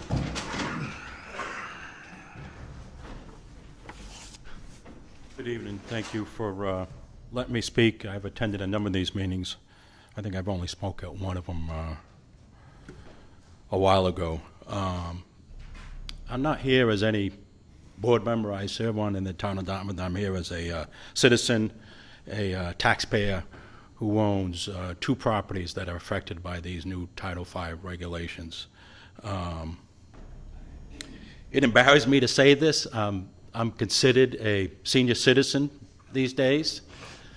I'm retired on a fixed income. And when I hear about the possibility of these costs of, and they've been all over the place. I've heard from $50,000 to $100,000 for these systems. I simply, as somebody who retired and is on a fixed income, did not plan for that cost. And it's scary. You know, we listened to the previous presentation, and who in this room, who in this town doesn't want clean water and a clean harbor? I mean, that's a no-brainer. Everybody's goal is to do that. And as an activist in town, I want to be part of that solution. But at those kind of costs to myself, I cannot absorb that. When I retired, I budgeted my 2 homes from whether I make it to 70 or 95. I've owned properties for 45 years. I know how to maintain them. People compliment me how well they're maintained. I know it's going to take for me to make it to the end and maintain those properties, and I budgeted that. I didn't budget $100,000 to $200,000 to spend on a septic system. I maintain my septic systems. It's $300 every 3 years. I do it faithfully. And anybody who maintains their septic systems faithfully, it will easily outlast our lifetimes. So it's rather scary. Again, I want to be part of the solution, but when you throw numbers like that, even if the state were to give me an interest-free loan, I still can't afford it. You've taken me right out of the game, as many other people in this town. I'm no longer part of the solution. I'm now looking at being part of the problem, looking for housing, and possibly moving out of state. A town resident has been here all his life, born and raised here, an activist in town. I'm out of the game. What a shame that we're looking at that. And you have to take, you know, I'm fortunate that I can retire and live a good life till I'm 95, hopefully, or longer. But there are people that are in retirement that live paycheck to paycheck these days. How are they going to afford it? Even if you gave them a system for nothing, they're talking about $2,000 or $3,000 to maintain these systems. If you're living the paycheck to paycheck, those folks don't have $2,000 or $3,000 a year to maintain these systems. It's disgusting. So what do we do? I hope as elected officials, the select board, our state representative, our administration, fights for the taxpayers of the town of Dartmouth. I'd love to see everybody behave like Sean McDonald this evening and get on a pulpit in front of the State House with a megaphone and start screaming like hell. We need every stakeholder, every politician to stop this.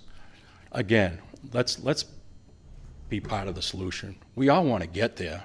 It's how we get there and how reasonable it is to us. Thank you. Thank you, John. John, and I bristle at the idea that you're a senior citizen. What's that? And I bristle at the idea of a fellow classmate saying I'm a senior citizen. Chris, before you say, we have the entire DPW staff here, I think, waiting patiently, and we owe it to them to move as along as much as we can because they got a lot to say as well, and I appreciate your patience over there. But as usual, our agendas now and our time for each meeting gets longer and longer because there's so many important issues we're trying to address. So I thank you a lot for your patience, and as you can see, anything that's been said tonight has been critically important. So thanks very much. Thank you. Chris Fay, resident of the town of Dartmouth. Mr. Tattlebaum and Mr. Mickelson, I wish I share your optimism from your takeaways from the meeting last week. But I 100% echo the concerns laid out by Mr. McDonald and Mr. Michaud in terms of DEP's disingenuous approach to public engagement. And this starts at the top, the leadership of the Healy administration. I'm looking right at the governor on this. She's made 3 trips to this area, Fall River and New Bedford, and she's been basically absent in the requests, and her staff, I know that I'm sure they filtered this information, but the simple request from a town like Dartmouth, with what is at stake in this process, and the, just being cordial to our residents and coming down and talking to us, we're in an echo chamber on this. So I'm just going to read a couple of things that I wrote in a letter to DEP and also sent to the governor as well. I'm in a position of deep frustration and disappointment with DEP's exclusion of Dartmouth from having a representative on the formal advisory committee that's been formed for Title V. My thoughts are also shared by hundreds, if not thousands, at this point, of like-minded citizens in the Dartmouth and Westport area as they become more and more keenly aware of what has happened throughout this process and really what's at stake for our residents. And a lot of those points have been echoed by previous speakers. We're at extreme risk of what I would call a fiscal hurricane, and this is a Category 5 fiscal hurricane, such that it will impact municipalities as well as a select class of citizens, depending on options that are pursued.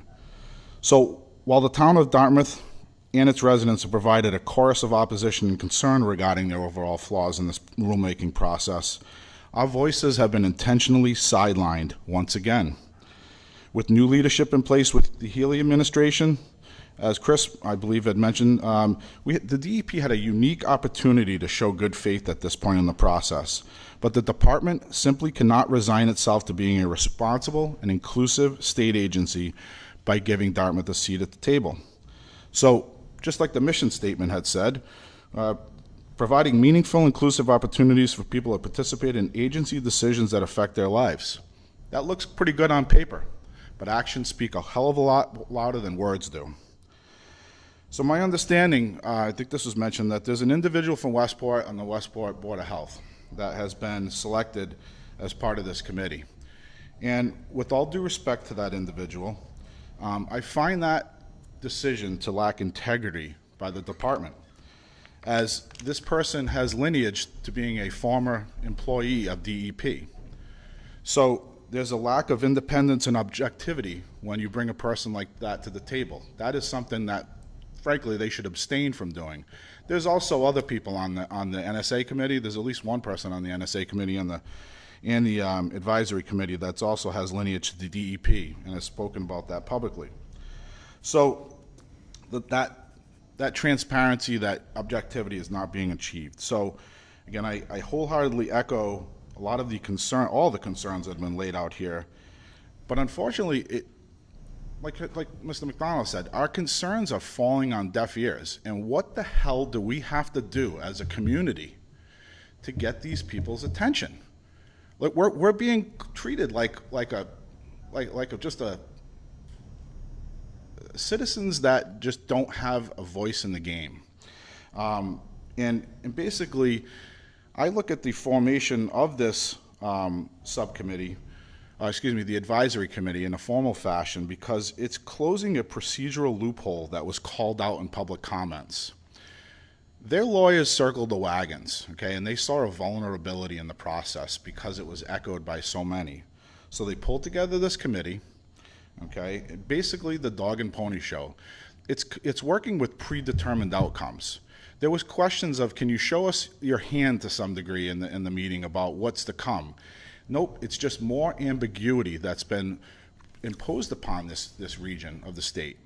We have a stigma on home ownership and how home transfers are being handled at this point. The unknowns and the tens of thousands of dollars that are potentially on the line for individual homeowners are part of the negotiation process now for selling and buying a home. And that unknown, that dollar amount is just it's hanging over a lot of people's heads on top of the, the high interest rates and just the terrible homeownership market that we have right now. So, I'd like to see the state give Dartmouth the seat at the table that it rightfully deserves.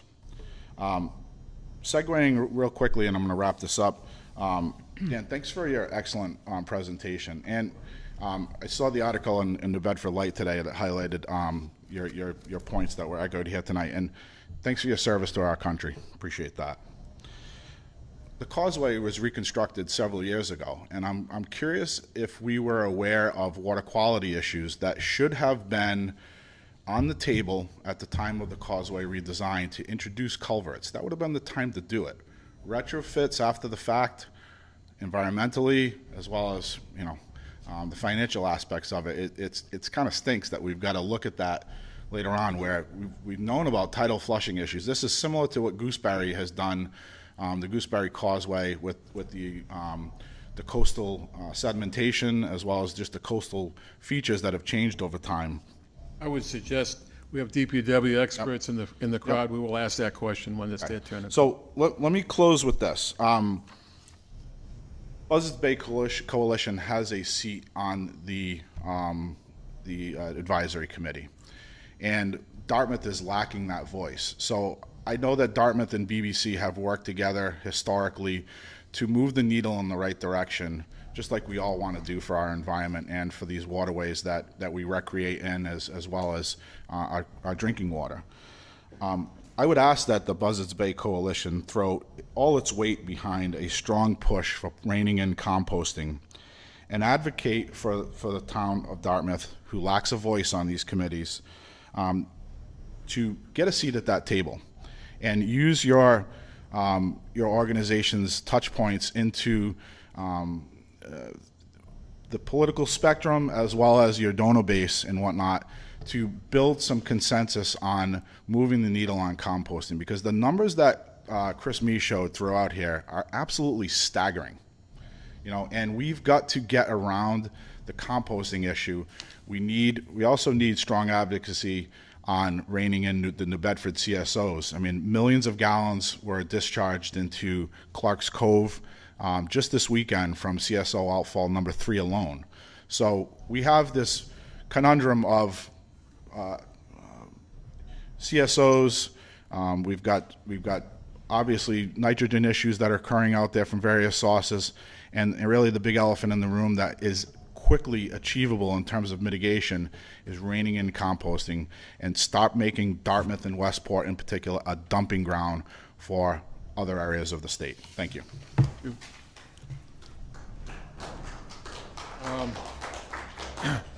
I'd like to make a couple of comments regarding the meeting, the advisory meeting, which I was able to watch from start to finish, and I'll make this brief. But I heard what I simply wanted to hear, which was they're going to give us time. Gary Rasmussen, the first question he asked at the end of the meeting was how much time, and is it a year, 2 years, 5 years, and they weren't giving much of an answer. Because all I think that we need is time to then take action as a town. We can certainly attack the governor and go after the governor if we want to. We can certainly determine as a town how important, whether it be lawsuits regarding composting or whatever it takes, all the things that we have within our own power as a plan, and bring in the DPW into it so we can have a 1, 2, 5, and 10-year plan to right this ship and take action. And I think we'll have enough time to do it because we can mobilize and make it happen. They're not going to, as far as I heard that night, they're not going to deliver us an edict for next month where we have to confirm and make a decision. I think we're going to get time because they know they made a mistake. And I don't care what they end up doing going forward. It's up to us as a town to mobilize and do what we think we should do. With certainly composting on mine, as little as I understand about it, that's number 1 on the list. That's the killer. And there's so many other things we can do, improving the brook in terms of widening some space. There's things we can do to take action as a town and show the DEP. We don't really care what they say because we're taking the action. We can prove it and show it. So I think, and I don't think I'm being naive, I think they gave us what we needed. Now it's time for us to take the action. And it's lawsuits. I was not in favor of suing DEP, 6 months ago, but I sure am now because now we have the time. And it's up to us as a team, with experts that we have, to determine what that action should be, and not wasting a lot of time. I got great faith in the people we have here. We got tremendous knowledge and experience as volunteers, DPW staff, and we're ready to go, and we're going to take that action.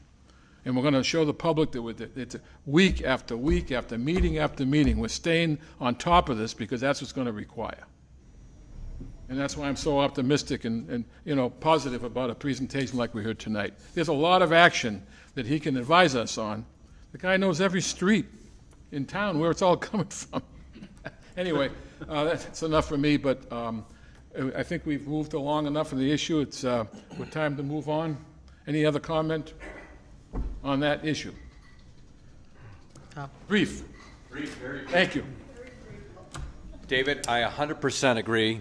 I think the only way they're going to really hear Dartmouth and our issues is to really look and coalesce around potentially a lawsuit here, because it's the only way to get their attention. Mm-hmm.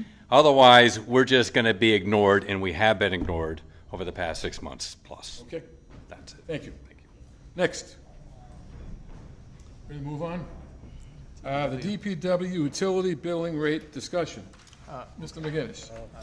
Our DPW director is here, Tim Barber, and I think he may want to take some out of Utility order. billing rate. I'm a Public Works Director, Tim Barber. Any order you want to take, it's yours. All right. Just to comment on the culvert design under the causeway.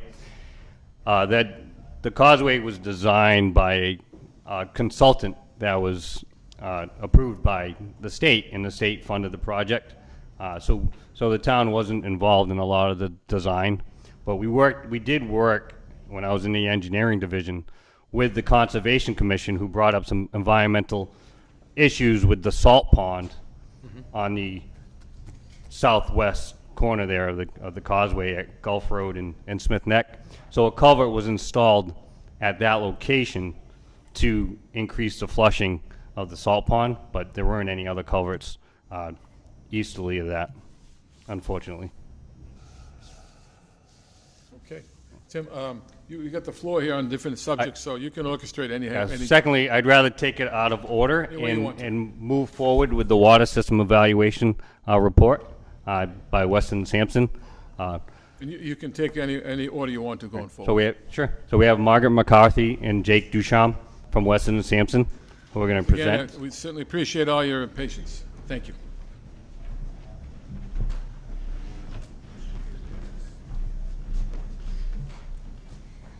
Fantastic. Thank you. Thank you, Tim. Thank you, Board. My name is Margaret McCarthy, and this is Jake Ducharme, Vice President with Weston and Sampson.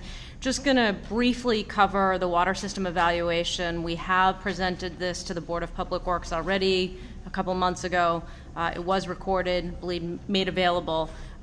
So we did this evaluation, so a little bit of an outline of what we're going to talk about today. We're going to briefly go over the historic water quality and quantity issues that have happened over the last couple of years, talk a little bit about what this evaluation and the scope was, and then I'm going to turn it over to Jake, who's really going to dive a little bit more into the evaluation findings, our recommended improvements, and open it up for questions and discussions. Really, the water quality issues got started around the disinfection byproducts, and this is just a timeline of the town of Dartmouth's dealing with disinfectant byproducts. And really, since 2014, Weston and Sampson has been working collaboratively with Public Works and trying to address these issues. I'll highlight that the Allen Street aeration system tank construction was completed between June of 2019 and October of 2019. And then we saw the conversion of the chloramines at all three water treatment plants in April of 2021. The other piece to highlight is that 579 Old Westport Road got shut down in October of 2021. And at about this time, it really wanted to take a broader look at what was going on with the water system as a whole, the water distribution system, and the treatment systems, because it starts at the treatment plants. Folks were already engaged, other consulting firms are already engaged in trying to find replacement wells So we were really looking at was from the time that comes into the treatment plant out through the distribution system. And we're taking a look at a couple of different things. We were taking a look at the disinfectant byproducts. We were looking at the organics that were coming into the treatment plant, iron and manganese concerns, some hydraulic and permitting constraints, and then color complaints. What was happening in this time period is we're purchasing more and more water from New Bedford, and this is just kind of a cost comparison that we did in terms of the estimated cost to supply your own water from your own water treatment plants, which is about $800 per million gallons versus purchasing that water from New Bedford based on the agreement. So really there's a lot of money being spent in purchasing water from New Bedford. In addition, as Jake will probably highlight quickly, we found that the water that was being purchased from New Bedford wasn't exactly the same water quality that was being put out from your own sources. So we started with a 6-month water quality sampling plan, a comprehensive water quality sampling plan, thanks to Steve and his staff, that they really were out there doing a lot more sampling than is required by DEP in order for us to gather the information that we needed. We reviewed the recent master plans that have been done, in addition to looking at some of the historical water quality and quantity data available for the wells. We had monthly meetings with Dartmouth to gain better understanding of the water division, because there was some recommendations in that report that related to staffing as well, because there are more and more regulations coming down which require more sampling, which does have an impact on public works.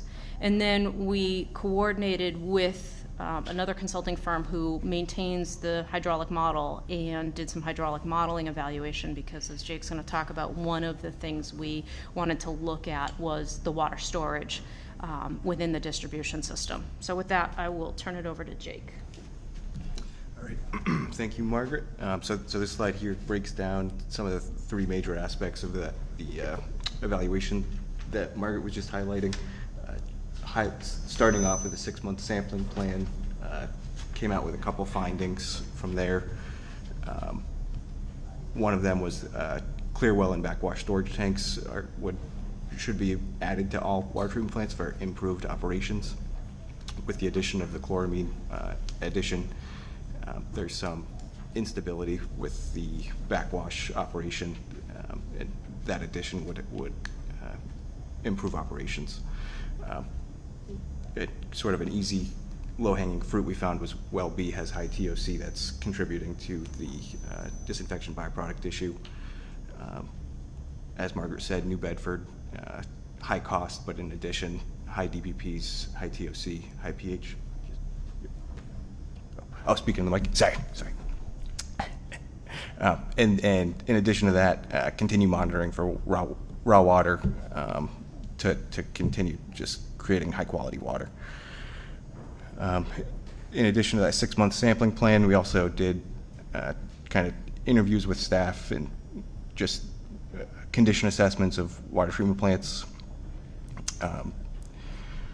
Historical data shows that 579 Old Westport Road water treatment plant has high organics, and TOC removal would be beneficial in maintaining compliance with disinfection byproducts. There's a number of restrictions on source capacity. Water Management Act is one from permitting standpoint.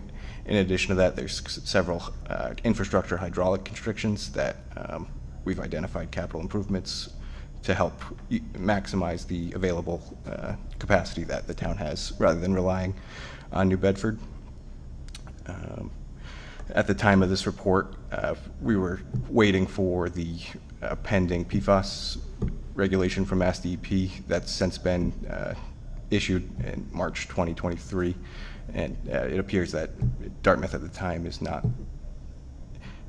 looks better for Dartmouth than many other communities, which is good news. So the PFAS evaluation needed point is a little less lower priority. The 299 lagoons, there's a problem with that. The backwash waste doesn't properly drain, so improvements to that would improve plant operations.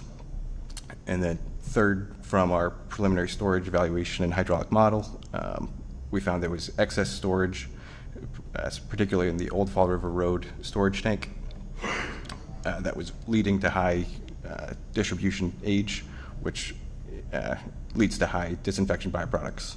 So I believe it was June 2022, the Old Fall River Road tank was taken offline to reduce that water storage age.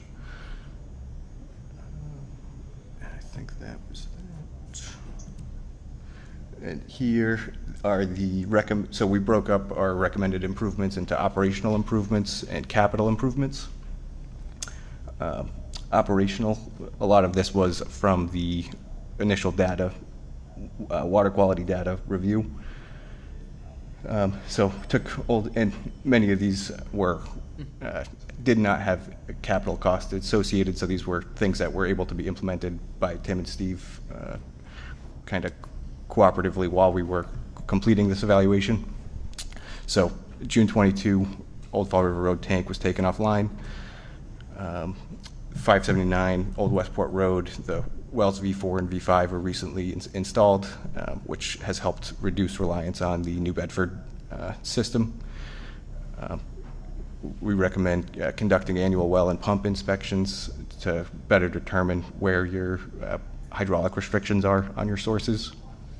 And I know Steve's been minimizing use of well B to reduce the amount of organics entering the system. Continue to optimize iron and manganese removal, maintaining pH, and then, as Margaret had pointed out, some staffing issues with the additional regulatory requirements needed. And here were the recommended capital improvements. Most of these I have gone over with the previous findings and with associated costs here. So that's that. And then I believe the last slide is the implementation schedule based on priority of those needs with a schedule of costs over a 5-year plan. And there's capital on top and operations on the bottom. And that's it. Any questions? Yeah, a lot of money. For the A lot of money. folks at home, I just want to point out on this particular slide, you have broken it out onto estimated project costs year 1 through year 5. We're looking at, $3.74 million in year 1, up and down a bit till year 5, $6.69 million. That's estimated now. Year 5, the cost certainly could be more than that. And this is one area of DPW. We have a huge So the commitment. perfect storm we were talking about Right, earlier. right, exactly. I believe Mr. Fay called it a extreme risk of financial hurricane. Yep. Yep. I will also offer, just for comparisons, because I know we're going to start talking about rates, that we did a quick analysis on just the $3.69 million, over a 20-year bond period. It's about $20 in terms of an average bill. And I know we're going to talk about rates a little separately. But I did want to talk about something I didn't talk about back when we were talking about the New Bedford. In 2020, your average day demand was 2.51 million gallons per day.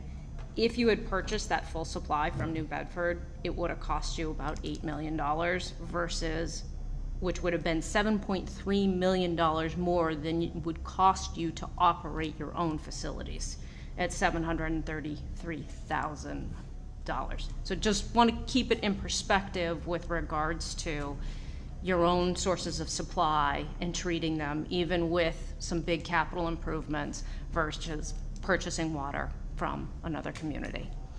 Especially when you pointed out that the quality of the water that we were purchasing was certainly seemed to subpar. be contributing to some potential issues in the distribution system. Question? Yes. I know that we spend money every year on this kind of these kinds of projects. Is this typical of what we'll be spending? Is this more over and above what we'll be spending, and how critical are this 5-year plan? I'm gonna ask Tim to help answer that question because I'm not as familiar with the capital spending plan. I mean, we have been spending incrementally for the water storage tank and the chloramine improvements, but those were slightly lower dollar values. Yeah. So some of these large numbers, like the 3.5 million, include design and construction of a project. So a lot of times that design is typically about an 8-month process. So a lot of times that'll push out that 5-year plan to probably closer to a 10-year plan, where once you finish the design of one project and then advertise for bid, and then complete that construction project while you're designing the next phase, I think it'll extend that master plan out. It's pretty aggressive at 5 years. How would you compare the last 10 years to the next 10 years in terms of how important this is in comparative spending? Is this atypical or is this extraordinary? It's definitely an extraordinary amount, especially with inflation and the cost of chemicals and services and construction nowadays. It's everything's costing extraordinary amounts. But I think with all the regulations coming down from the DEP and the EPA from every avenue, Title V or drinking water standards, they continuously get stricter and stricter. And some of these designs are looking out to the future to protect our water from future restrictions and byproducts and contaminants. Anybody else? Mr. Gracie? Anybody else? Staggering. You all finished? Staggering amount of money. I'm sorry? I said a staggering amount of Yes, it money. is. Okay. Once again, nice presentation, and thanks for your patience. Yeah, no, thank you. Okay, all set, Tim? Absolutely. On this end? Okay. The floor, Tim, the floor continues to be yours.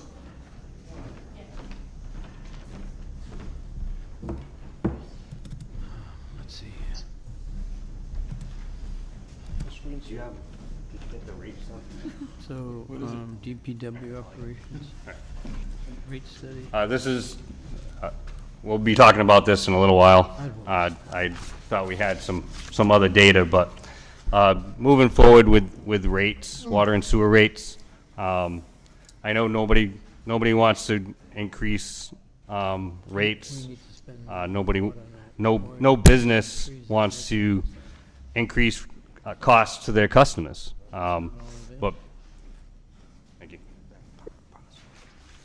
When your costs to purchase products and services and staffing increases, you can't sustain your business, and you have to pass that on, some of it at least, and increase rates.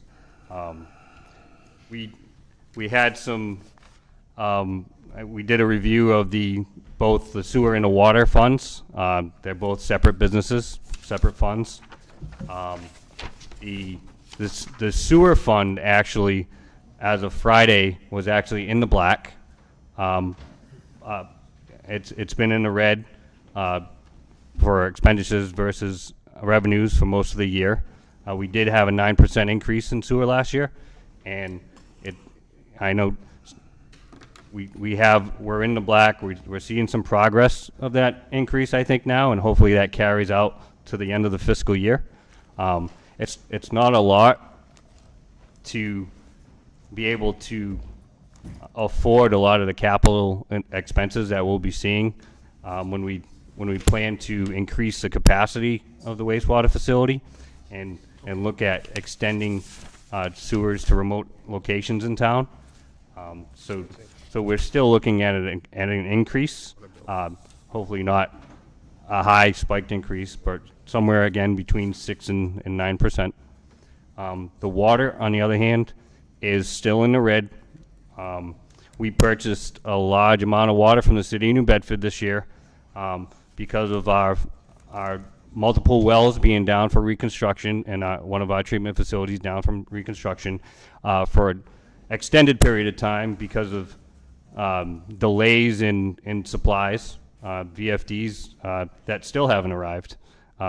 We put temporaries in so we can actually function and operate the plants. So we purchased a lot more water than we planned to from the city of New Bedford, which put that fund in the red. And we do need to build that back up so we can continue to expend our capital, our retained earnings for capital as much as we can. So again, we're looking at a 6 to 9% increase. Looking at, Margaret had done some comparison on some water and sewer bills and some increases on surrounding municipalities. For 2023 average residential sewer bills between Falmouth, Dartmouth, Fall River, Providence, Somerset, Norton, Taunton, New Bedford, and Attleboro. Dartmouth was still the second lowest in sewer rates, with an 11% increase in 3 years. Fall River had an 8% in 4 years. Somerset had a 76% over 2 years, and New Bedford had 9%. On the water side, Dartmouth has the lowest residential water bills out of Dartmouth, Falmouth, Fall River, New Bedford, Providence, Attleboro, Somerset, Taunton, and Norton.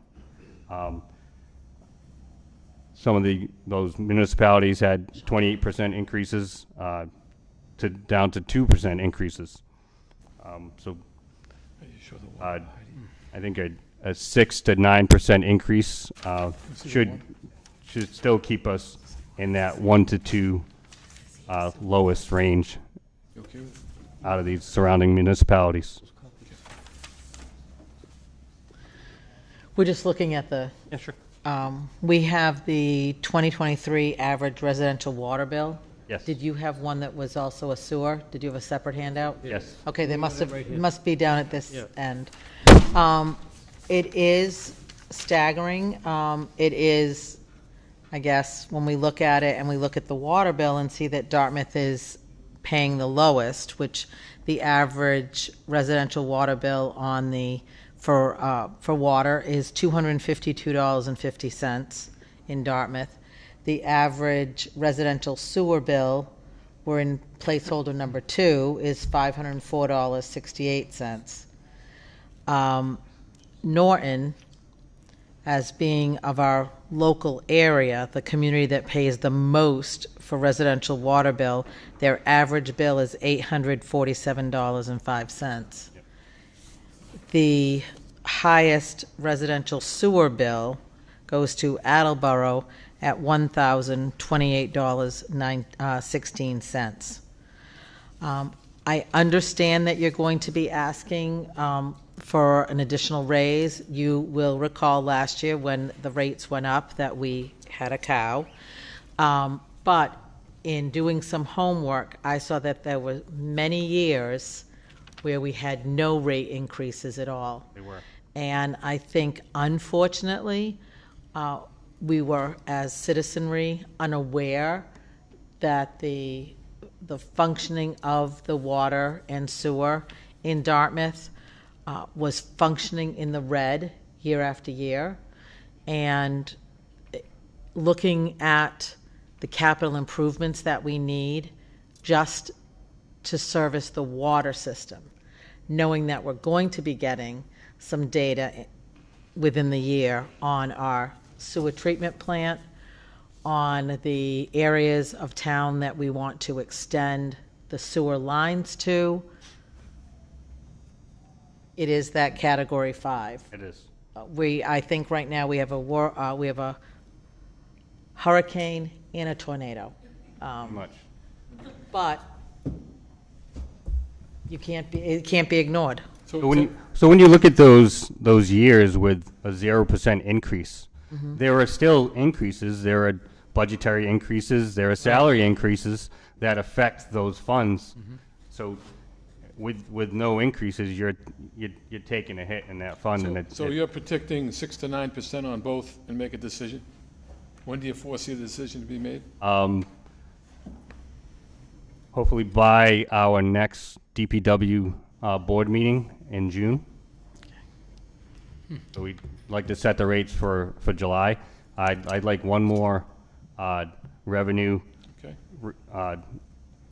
reading from accounting before we make our final decision. Okay.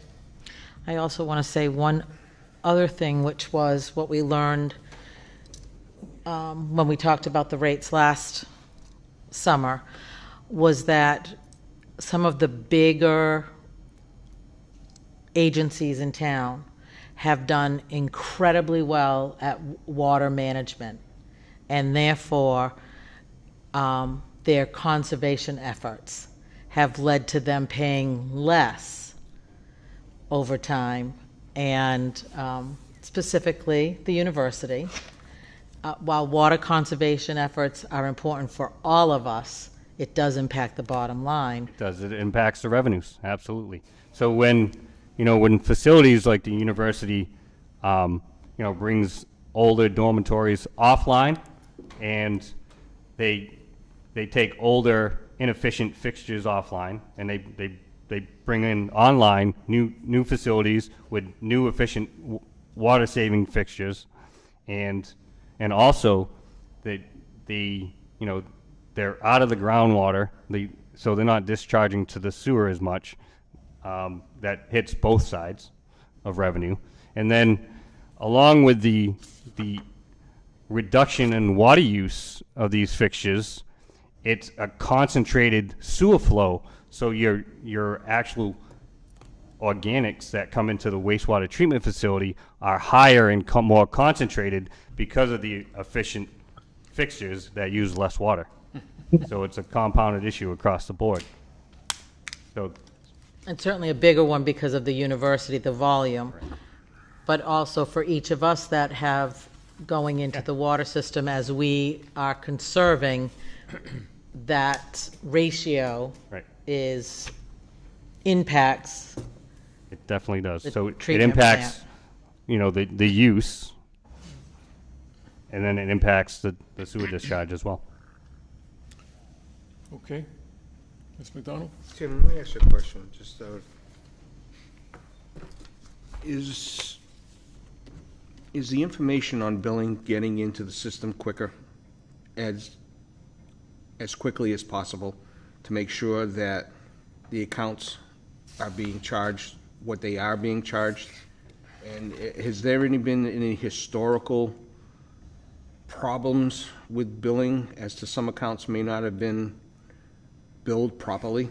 I think with the coming online of some of the cellular meters, there was some issues that are being calibrated, and they're working well. I think the billing is still a little delayed, but we typically have 2 billing clerks working on an attached collector's office, and we only have 1 water and sewer billing clerk currently. So it's a large task for one person, so there will be delays. But what's happening is we get all the billing data, all the warrants, and we're checking them for accuracy, and then sending them back so they can bill those accounts. Maybe that's an area of redistribution of staff that could help, at least get the information into the system faster. Yes. Because, being a part of the system and looking at another increase, but I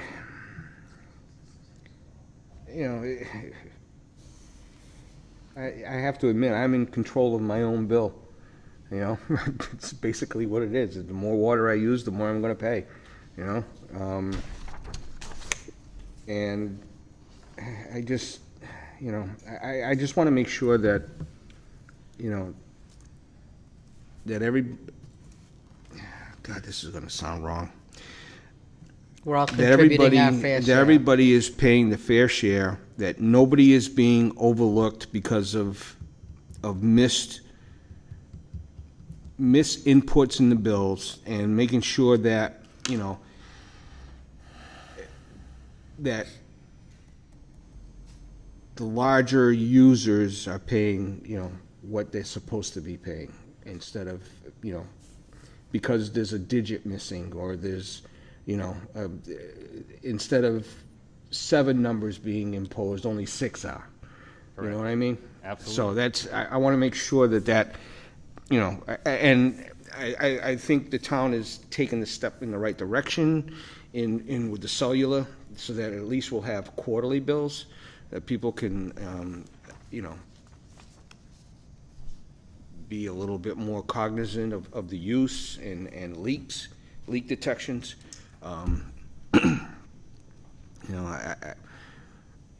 I still want to push it further and go with a monthly bill, because that tells us a whole lot quicker.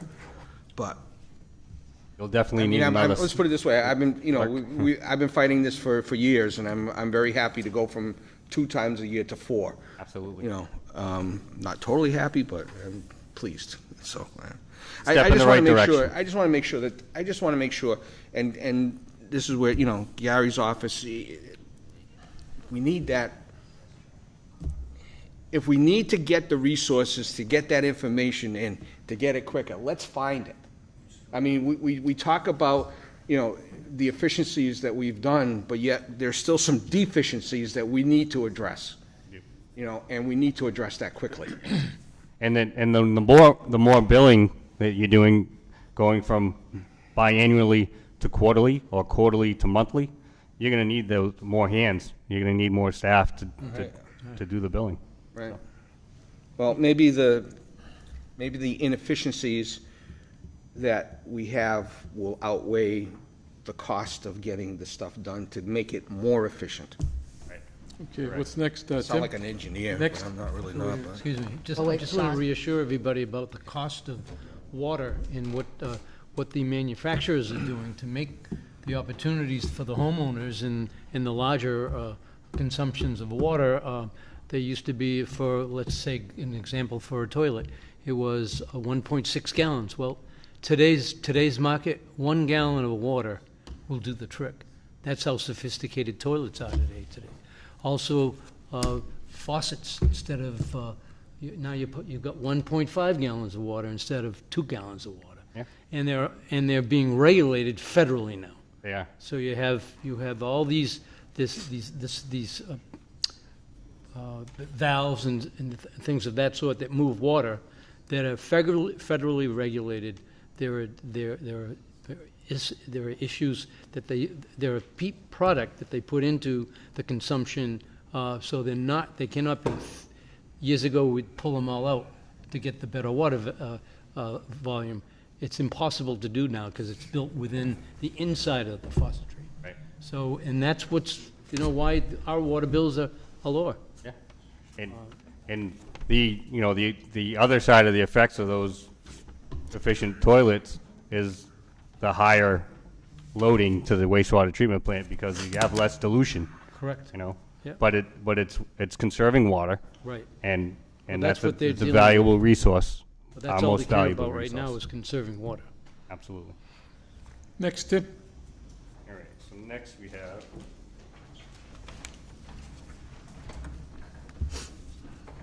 It's nothing you said, Tim. Don't take it personally that they're leaving.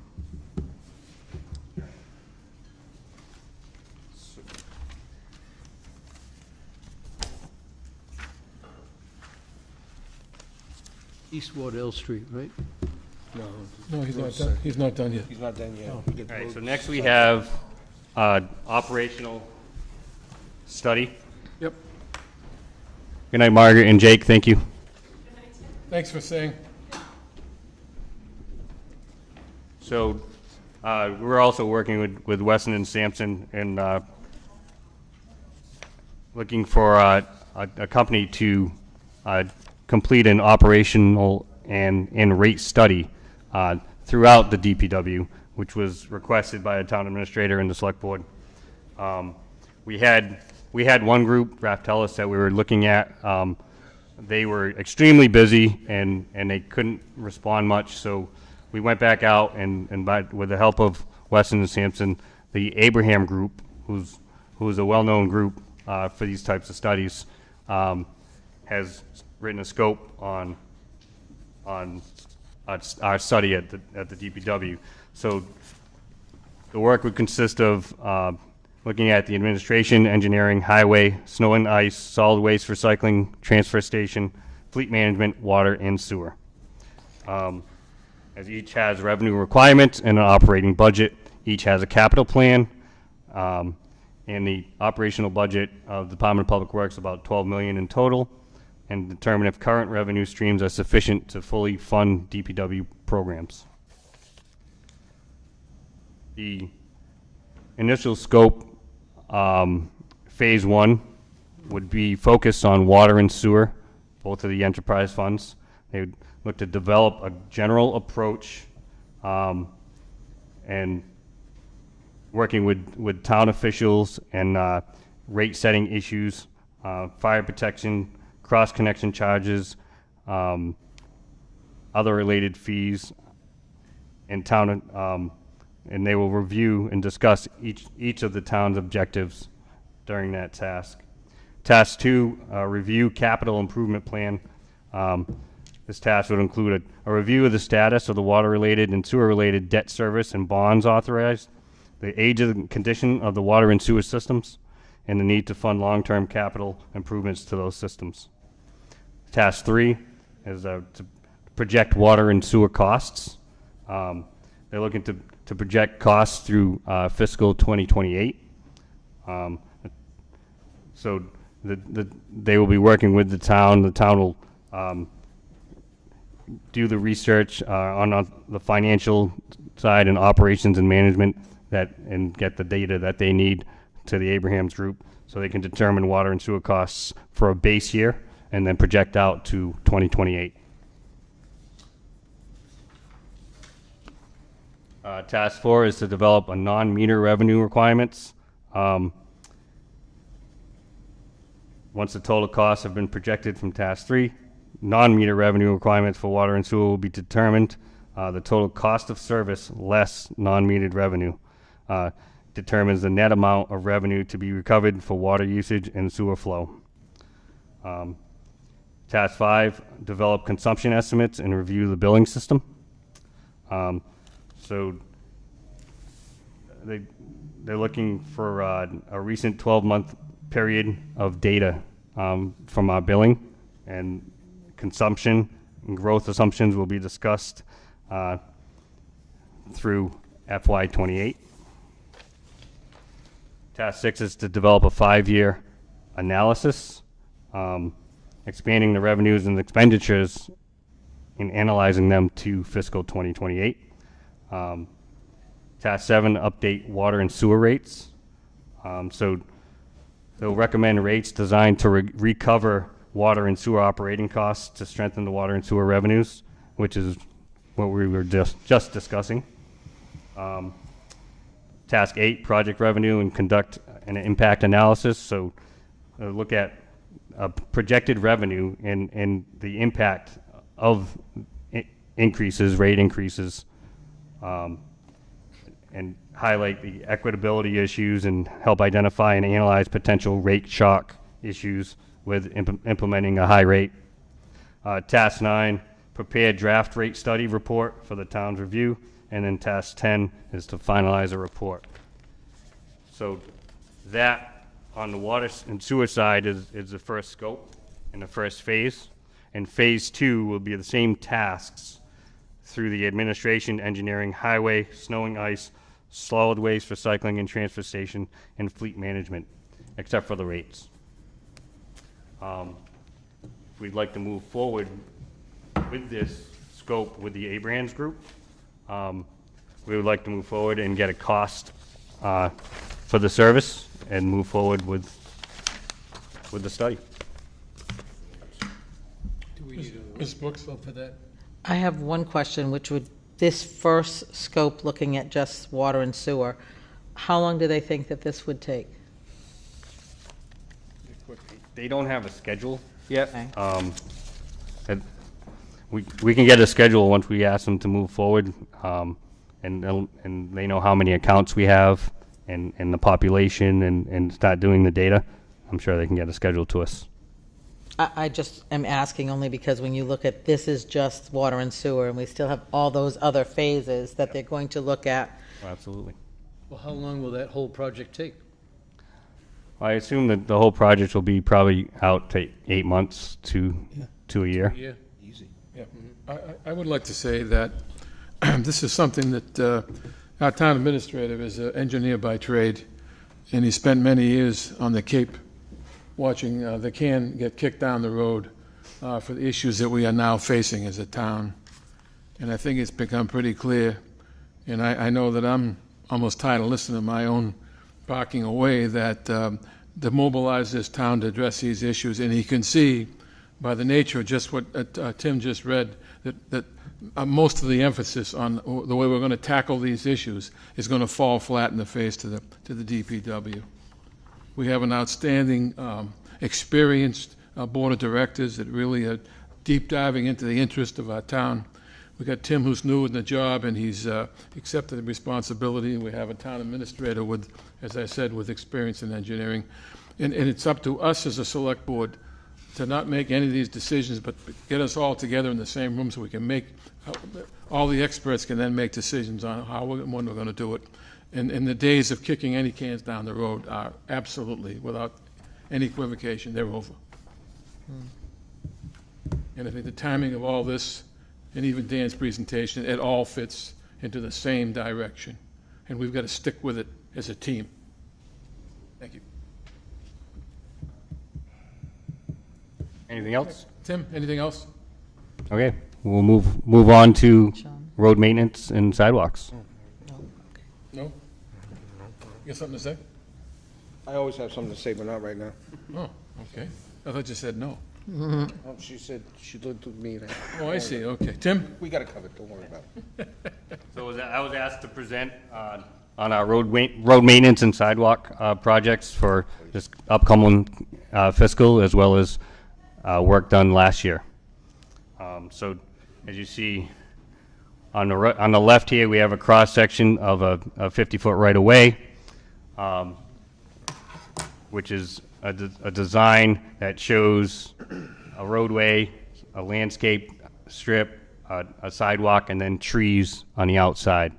When it comes to sidewalks, for years, developers got waivers to reduce down to a 40-foot right-of-way, which didn't allow for the trees to be placed on the outside of the sidewalk, so they were placed in the landscape strip. A lot of these trees, the tree roots, have destroyed the sidewalks in a lot of these subdivisions, and now we're working to repair them or replace them or remove them. So this is a newer detail that we place the trees on the outside of the sidewalks towards the property lines, which allows the tree roots to actually seek soil and moisture from outside the developed areas, rather than when they're in the landscape strip, they're not going towards the road because there's not much moisture under the road due to drainage and curb lines, but they're going under the sidewalk and destroying them. So the picture on the right is a kind of an urban development, reconstructed streets and sidewalks. We do have streets, we do have street trees within the landscape strip here because we're restricted. But these are some of the reconstructions that we've been working on. This is Bliss Street in the Bliss Corner area. We have multiple types of streets. We have arterial streets, collector streets, local streets, and then the local dead-end streets. We have a total of 194 miles of road that we maintain. About 31 of those are arterial, about 33 are collector, 92 are local, and about 40 of the miles are dead-end streets. So if you look at the life expectancy in years of these roads, the arterials get really beat up by heavy traffic and transportation, and you get a good 10 years out of these. And then the collector streets, you get about 15 years, and then the local streets and the local dead-end streets, you get 20 to 30 years. So if you do a breakdown of each of these types of roads and how many you can pave per year to do a complete repavement of all the roads in town in a life cycle of all these roads, it gives you about 11.1 miles of road that you would have to resurface every year. It's a lot of money. And we typically don't have the funding to pave that many roads, but we do as much as we can and stretch out the funding that we have. Shows, a lot of heavy transportation. You have construction vehicles, tractor trailers. You get the sun drying out the asphalt and making it less flexible, and then the winter making, when it freezes, it's contracting. It's expanding any moisture below the road, and then contracting, and then you see the cracks like you see up there. And then environmentally, as we try to create more environmental friendly surface coatings and asphalts, they use less heat and less fossil fuels, and the flexibility of the asphalt decreases, and you have more cracks, and it lasts less time. So your cost per foot of road goes up. In fiscal 2023, we actually paved or resurfaced 8.38 miles of road, which is pretty good. We don't typically get that many miles of road paved. We did Slocum Road, Micro Seal, Gidley Town Road, and Old Fall River Road, cold in place recycling. Woodcock Road, we used a paver-laid recycling. Potomska Road, we full depth, and Tripp Street, we did a full depth reconstruction.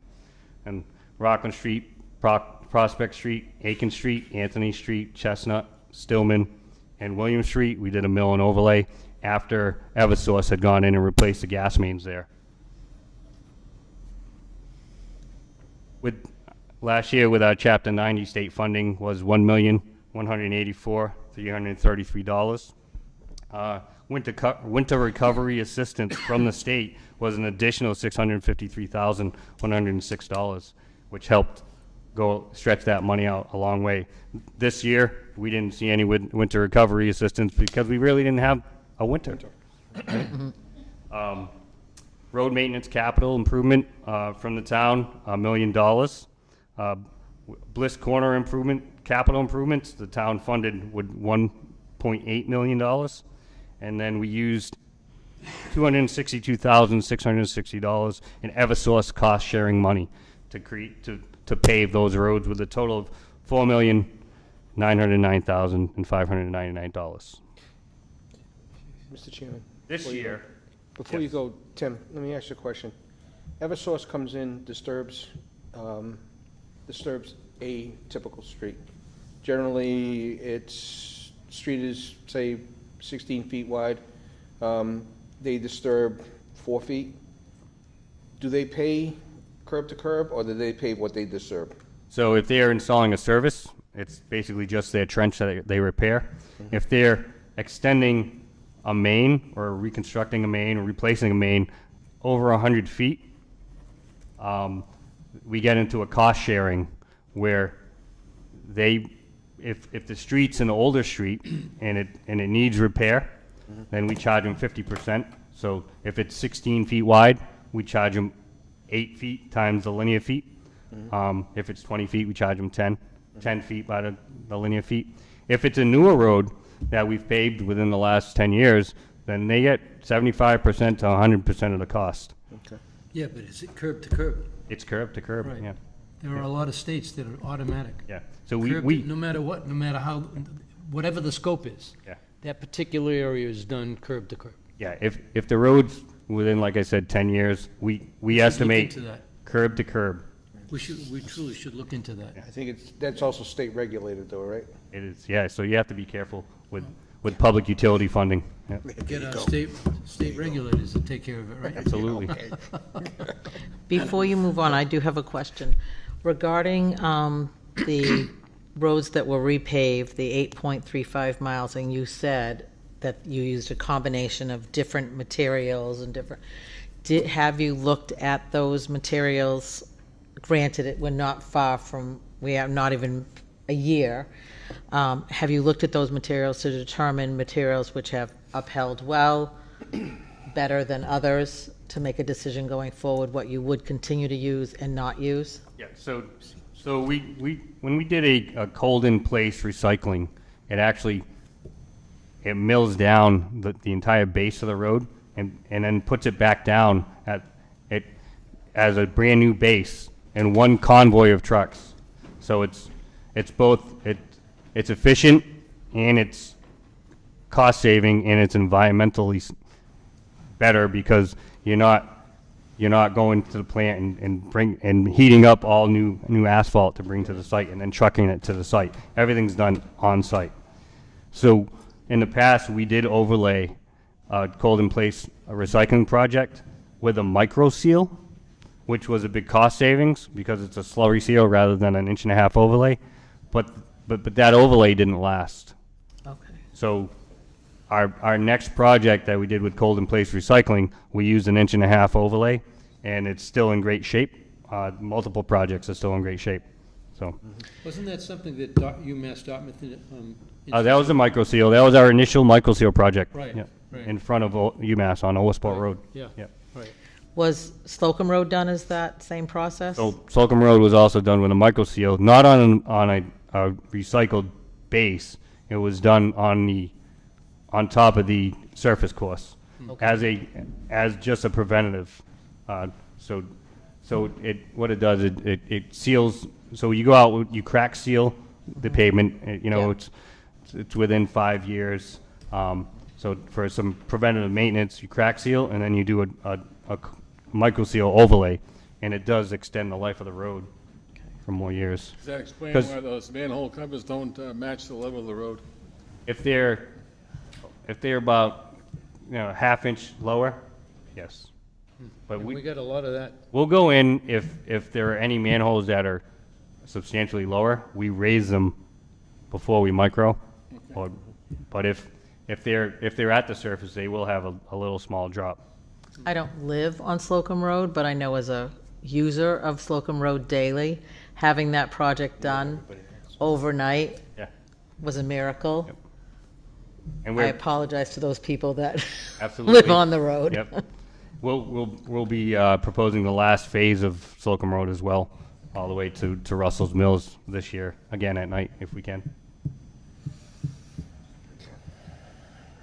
Moving forward, we have a large list of roads that we're looking at. A lot of these are short streets in the village.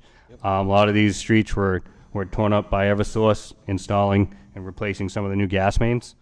I'm not going to name every street in this list, but the first 6 or so: Hemlock, Pike, Sheridan, Puritan, Columbus, Pilgrim, and Ball. Those are streets in the Bliss Corner neighborhoods that we've reconstructed the sidewalks, reconstructed the base, and we're just overlaying those this year as part of our finished project. A lot of the mill and overlay streets, those are all the gas streets that we receive cost sharing for these. And then we have a couple cold in place recycling projects we're looking at: North Hicksville Road and Pine Island Road, as well as the Phase 3 micro seal on Slocum Road. Look at Water Street, Prospect Street, Seawood Lane, and Hill Street. We'd like to do a full depth reconstruction there. And then Hicksville Road, if we can get in a section of cold in place recycling.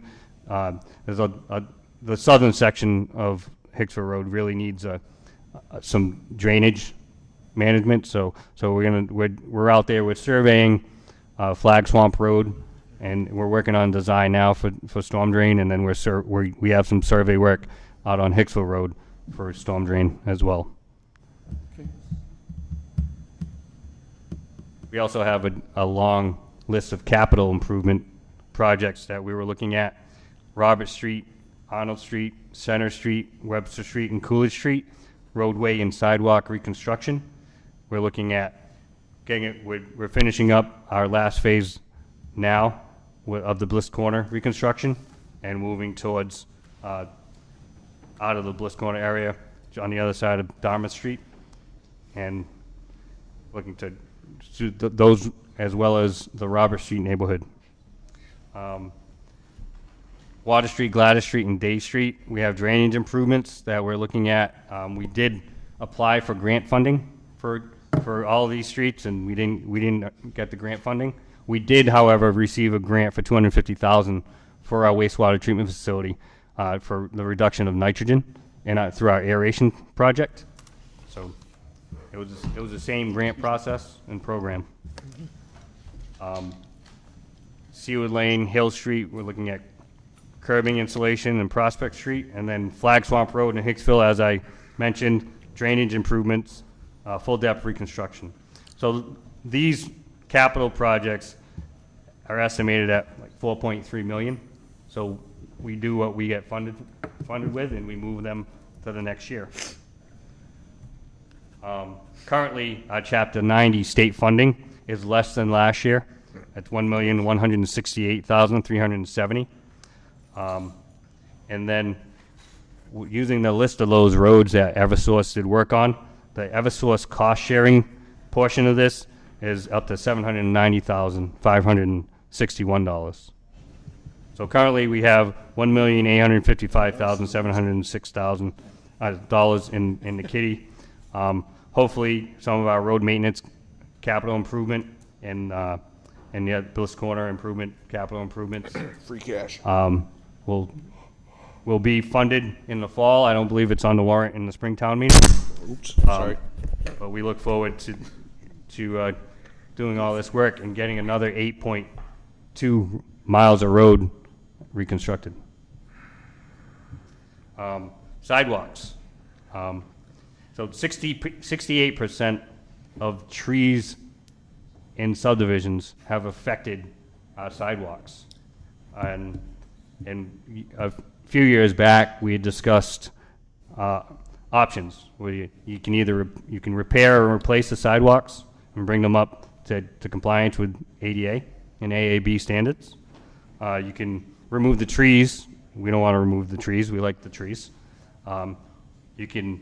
You can request or purchase easements to re-navigate the sidewalks around the trees into private property, which is costly, or you can also remove some of the sidewalks in these areas and landscape them. So we did start doing some removal in one neighborhood. It was Lane Farm and Farmers Circle. Last year we did Farmers Circle, and this spring we did some work in Lane Farm Road.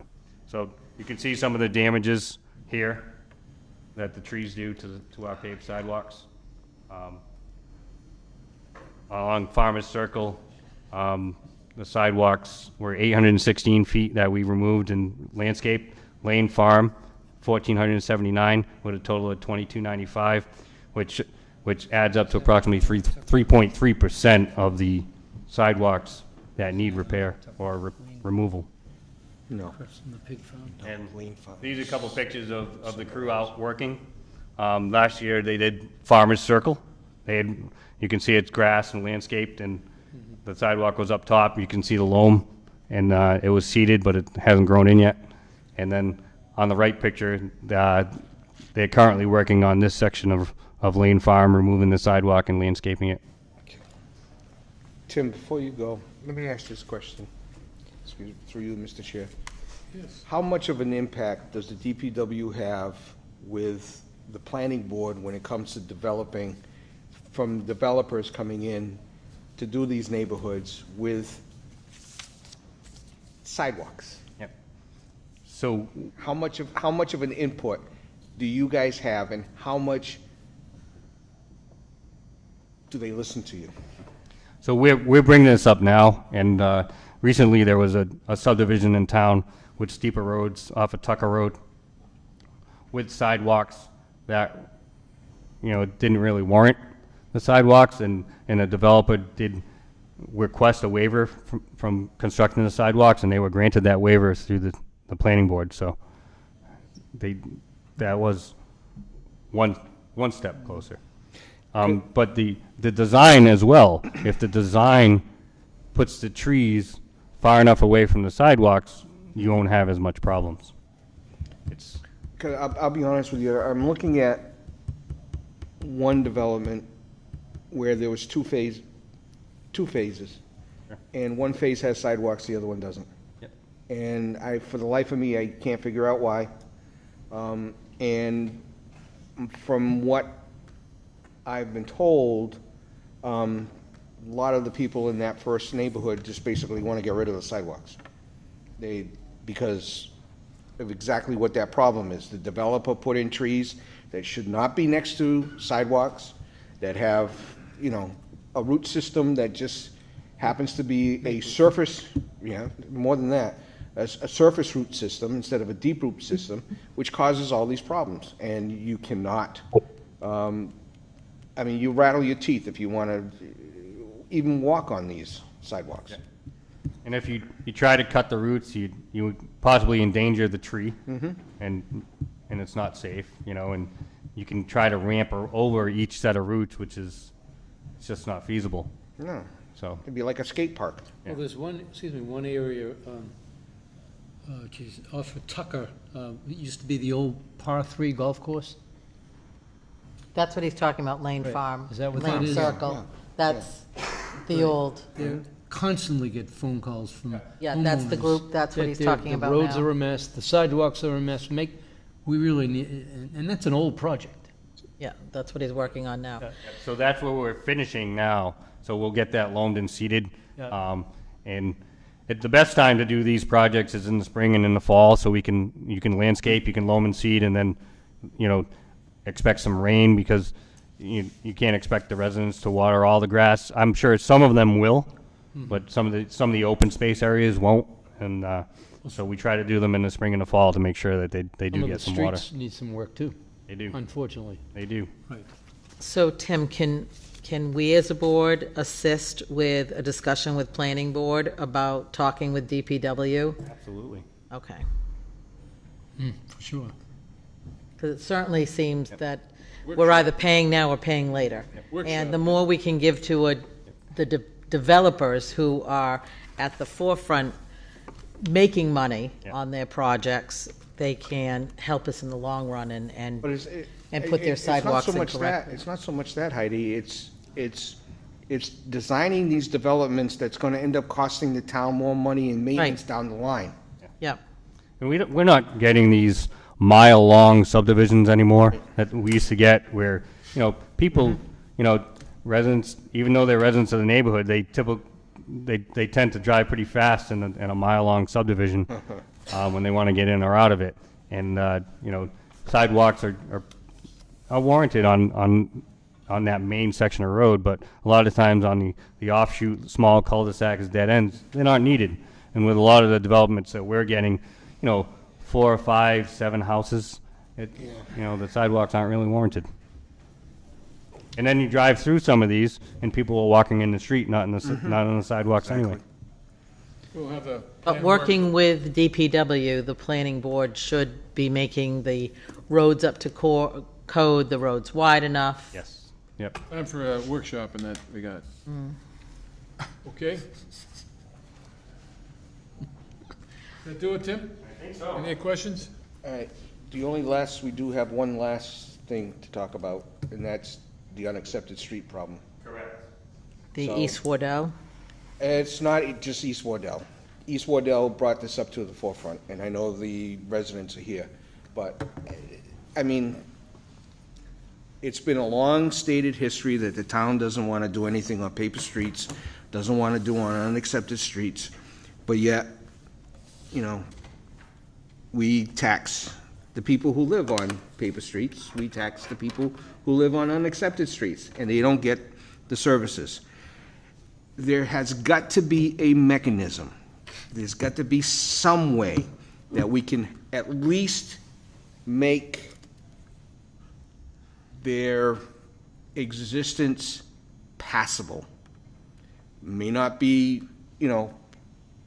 a paved street, but at least something passable, something that we can give to them, something that we can do to them. One of the suggestions you had made was to, what can I say here? Drop off some recycled asphalt, spread it with a skid steer, compact it. At least that gives them a surface that they can drive on, and so that it's not being washed away. So I don't understand. Well, I can. I can understand when town council says you're going to open up a can of worms, but sometimes that open can of worms sometimes has to be done, because we're here for the greater good. And if the greater good means that we have to do something to help our citizens, then that's what we have to do. And we need to find a solution to this. And we need to find a solution to that. It may not be what everybody's expecting, but something, it's got to be better than what is there now. So I can tell you that I've seen, through my time in the engineering division, developers come in and develop, whether it's a paper street or a couple lot subdivision, or just two Form A lots at the end of a road that the road was accepted to a point, and then they just extended it and built two houses and sold them. A lot of these residents don't know that they can come up and petition the town for acceptance at that point. When the extension is new, the pavement's new, if it's been developed per DPW standards, that they can come before the select board and petition those roads to be accepted. A lot of times they don't. The developers sell the house, they move on to the next project, and eventually 20 years later, that road's deteriorated and they're looking for assistance.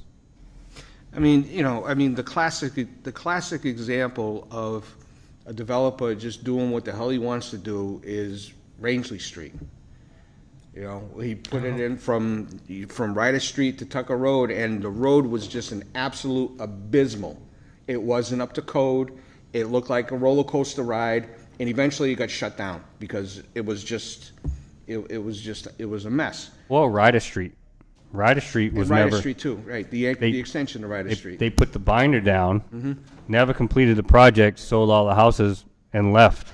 Right. So what we did, it was such a mess that we went in and did all the work under a betterment system where we charged each homeowner a betterment for the construction. Somehow, and this is not so much to Tim or to the board, but to Sean, somehow we got to try to at least help these people.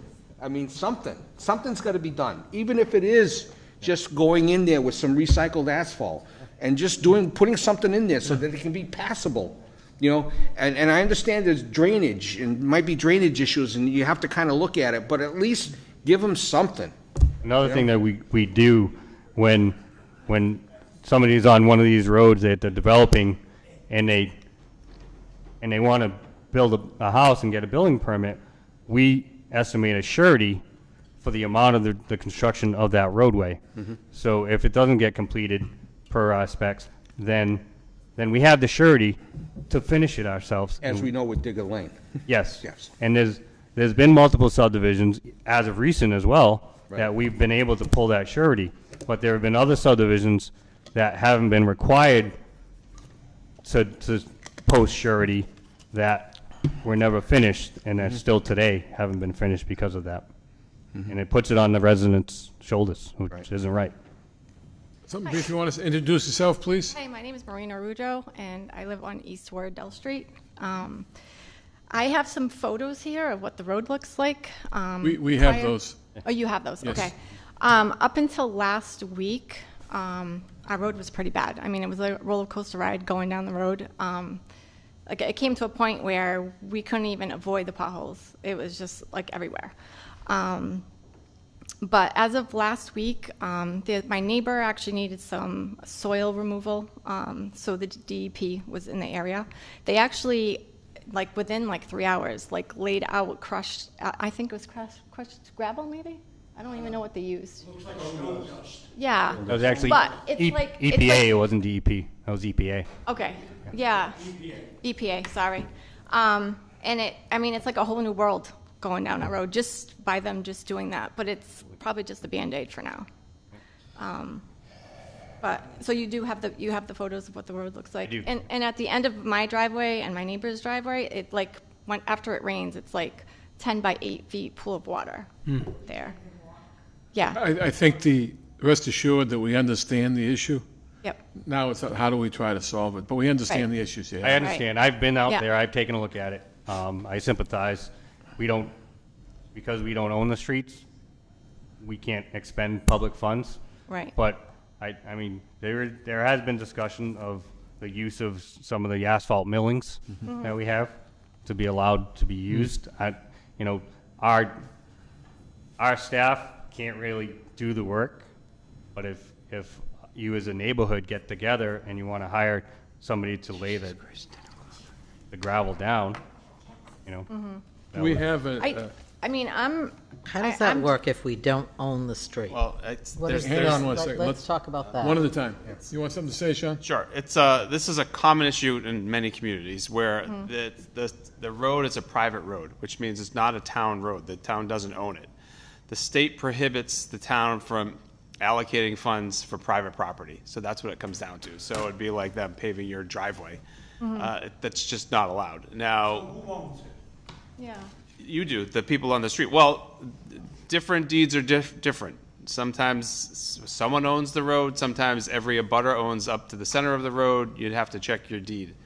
So if the town were to fund repairing the road, they'd have to start to fund to repair every private road in town.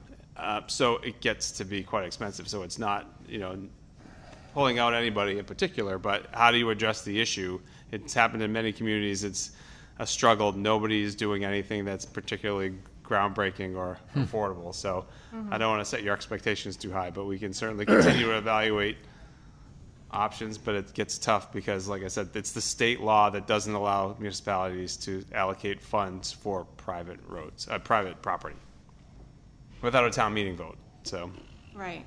I mean, there is another section of East Wardell Street that you have to take Lincoln Street to get to. I mean, their road looks perfect compared to our road. It's just horrible. Is this crushed stone issue something that's very temporary? If you fill in the holes, kind of thing? Is that? Oh, it's like any gravel road. There's gets used to. there's upkeep, there's maintenance. It's more maintenance than a paved The road. more you travel on it, the worse it gets. Yeah. Unfortunately. Well, there's only 5 houses on the road. It's a 100-yard road. Uh-huh. And we've lived there for 35 years. And when I was younger, I used to maintain it myself. And I would bring gravel in. Then Dave Hickok and myself, I used to survey for the city of New Bedford, so I know a little about what I'm talking about. So the sewer line came in, and when the sewer line came in, no sand catchers were put in. So Dave explained to me that it was a paper street. I understood that completely. He did say that we were responsible for it, but that if I was to bring an engineering crew in, then they would have to go under the town's topo of the street and make sure the water and so on and so forth, which I understood completely. But when they put the sewer in, they didn't put in sand catchers.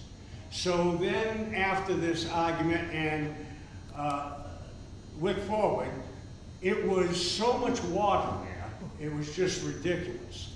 And they came in and they put 2 water drains, is what I would say, and they go back into the woods. Right? Well, I'm the last house, and I'm on Anawan Street. My street, I paved myself.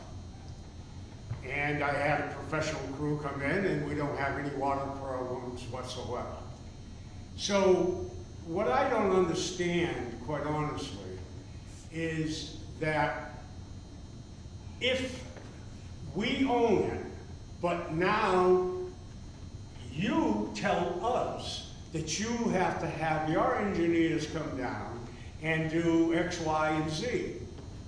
So I don't understand how we can own it, but you supervise over it. So that's a question I've had for years. And now I've seen a EPA come in, state that they were going to fix the road the best they could because it was so bad that their equipment, they didn't want anything to happen to their equipment, and they were doing it. I left in the morning at 8:15. I came back at 11:30. The road was done. Okay? I think it's stone dust. To me, it looked like stone dust. It might be another product. But I just don't understand. Now, I heard you say that one of the things that's going on is that this material could be dropped off, and then we could have it applied. Well, I don't know if it could be dropped off, but it might be able to be picked up. Okay, picked up. All right, so I have a dump truck go pick it up. And now, where's that leave us? With a dump truck full of ash. With a pile of dirt. Yeah. Not only that, the sewer system that is on their road, who was in charge of the sewer system, if there's an issue. That we pay for. Water, sewer, they're charging us for water and sewerage. I understand that there's a main sewerage line that was put in there several years ago. We're going to stop the conversation. They never dropped the surface of the road because my garage floods when it rains, and then if it turns to ice. I've lost a lot of money in that garage because of that road being high. So- The garage was built by my father-in-law back in the 50s, so it's been in the family for a good number of years. And was the sewer when was the sewer installed? 6 inches lower than the garage floor. Do you recall when the sewer was installed? I don't know the date. 70s, maybe? I'm sorry? Possibly the 70s, late 70s? Yes, it's possible, yes. Yes. I have a, They put in the sewer line, and he told me specifically that they never took the road and brought the road back to grade. So now the road is above my garage floor.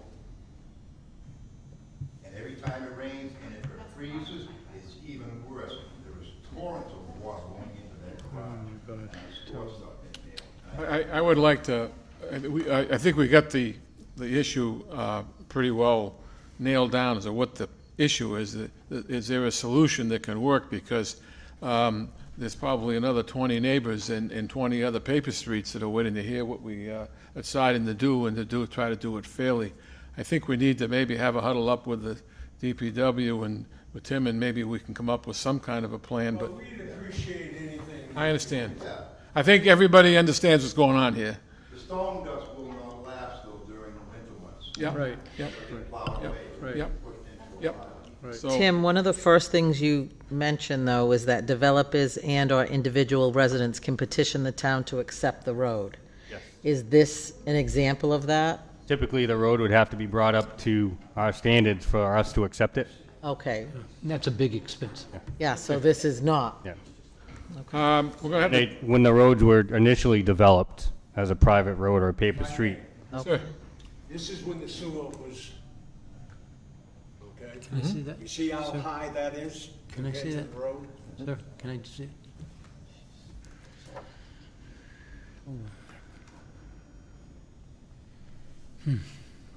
Now, Oh. we don't have it plowed unless someone has someone come down and plow it for us. I take care of my own 100 yards of driveway, which is over, going that way. Yes. So you can see that this is, for taxpayers, as Sean just mentioned, I mean, there should be some sort of consideration that we're paying the taxes that everybody else is paying, and we just happen to be on what is called a paper street. Right. Okay, Get some kind of abatement. we'll see what we can do. Your message is loud and clear. We'll see what we can do. Okay, Tim? Anything else for Tim? Thanks for your, Thank you for your They should time. apply for thank some you. kind of Sorry to keep you abatement. so long. Whatever money they save on their taxes, they can put towards the repairing of You don't have a septic system, do you? Yeah, that's right. Yeah. Okay, So we need to find okay. And they're not the only ones. Ready to move on? I lived Anything on else one for the bus DPW? As we moved in, and the road was Anything else for the DPW? I guess not. 50 years later. They're all set. The road's I, not I, gonna be. I've Thank said you. it many times tonight, but I'll say it again. We appreciate you being here. It's a long night, and we all learned a lot, and we hope to make good use of the information and make things right. Thank you. Thank you. Bye. Okay. Next on the list, we It's gonna be 11 o'clock. we had a discussion scheduled for the Director of Budget and Finance contract, but we are tabling that until our next meeting. Okay. Next on the list, CPA Historic Funding Information for Select Board. Mr. McGinnis. Yes, at a previous meeting, the select board asked the CPC for some historical information. Buddy Baker Smith could not make the meeting tonight, but he did send along information on their 20-year history, just by way of reference to what's included in your packet.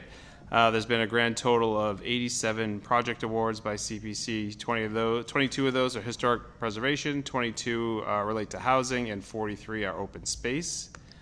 The total of those projects funded is $14,345,229.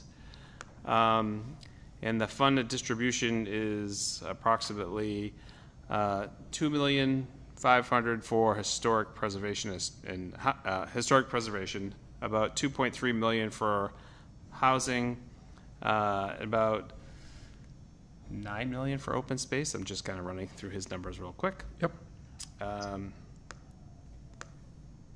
And those are them in a nutshell. He said if you had any questions, he's happy to come to a future meeting or answer any questions that the board would like in writing. Well, 87 is, that's the number we were kind of thinking about. And he also talked about the, I guess, further other money generated as a result of the projects. Correct. Mm-hmm. It's interesting. Yep. Goes to show you it works, huh? The committee chaired by Mr. Smith is, they do a great job with a real understanding of what their responsibilities It's also nice to see that New Bedford decided to keep their CPA funding going also. Yeah. There was a question. There was a big question about Yeah, that. exactly. Any other comments or questions on the subject? Yeah, catastrophe. Okay, we'll move on. The fiscal year '24 budget message. Yes, this is the budget. That the message in your packet is what is going into the town meeting packet. It's just a summary of the budget preparation process, some of the changes in the budget, some of the challenges that we've experienced with the budget this year. We do this budget message every year and put it in the packet. It's just an overview from the select board town administrator side of the budget preparation process. Is the Moody's thing going with it?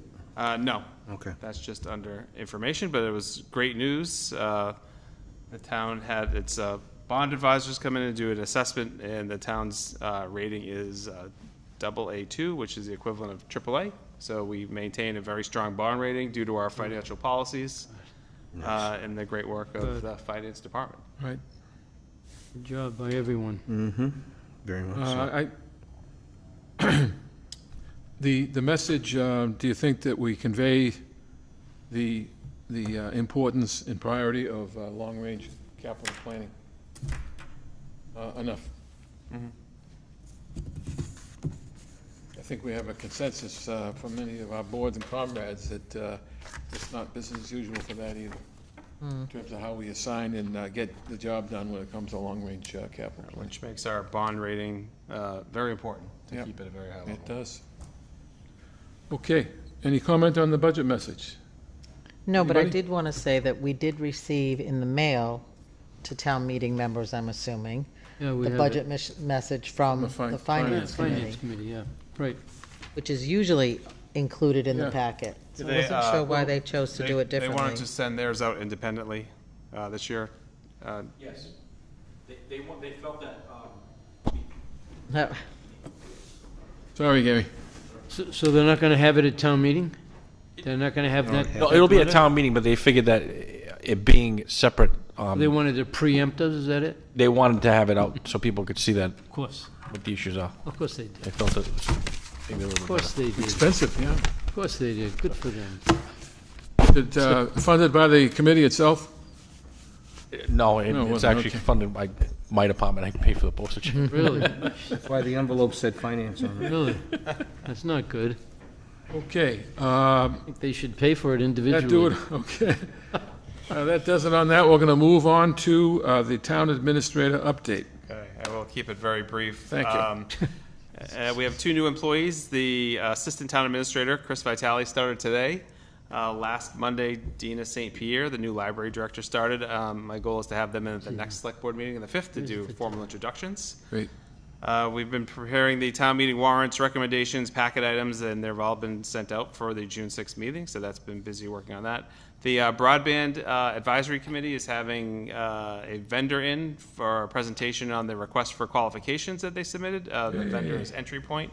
That'll be the May 30th at 5:30 in room 315 here in Town Hall, if anyone would like to We attend. still need a member? Yes. Well, it's an advisory committee, so they can provide their recommendations without having a quorum. But if there's anyone who's interested, we ask them to send a letter of interest. And the COA is having a beach party at Apponegantic Park on June 2nd from 11:30 to 2. And the pre-registration is required, so contact the COA. So that is all I have. And under old business, Bliss Corner, no new updates. The same with Lake Nokichoke. Municipal Broadband, I just talked about that, the interview of Entry Point, and the Mass DEP Title V amendments we discussed earlier. Comments from anybody? On his update? No. Oh, that too. So our select board update? Yep. Just. Mr. McDonald? Yeah, this is not, I know it's not a funny thing, but there's been a lot of discussion on social media regarding coyotes. Especially around the Rosewood Terrace neighborhood, but also other neighborhoods. If you have any questions regarding a coyote in your neighborhood, please contact the animal control officer or contact state wildlife. And just to kind of throw in another wrinkle, evidently there's been a black bear sighting in the town of Dartmouth. Collins Corner. I'm wondering, it's well, mating season. the thing is, well, I don't know if he's looking for trash can. He was looking at he was caught eating a hummingbird feeder. But I'm wondering if this is the same black bear that was in Fall River earlier, because now latest reports have there's been a black bear sighting on Mount Pleasant Street in New Bedford. Oh. So if it's the same bear, this guy's getting around. He gets around a lot faster than Yogi Bear did. But still, in the meantime, if you have any concerns, be careful with your pets, be careful with your kids, be careful of your surroundings. We do live in a wooded area. There are going to be wildlife. There's going to be foxes. There's going to be deer. Now, all of a sudden, there's coyotes, and there's certainly going to be a bear. So just forewarned, contact the animal control officer. If you have any questions, better yet, contact the state wildlife.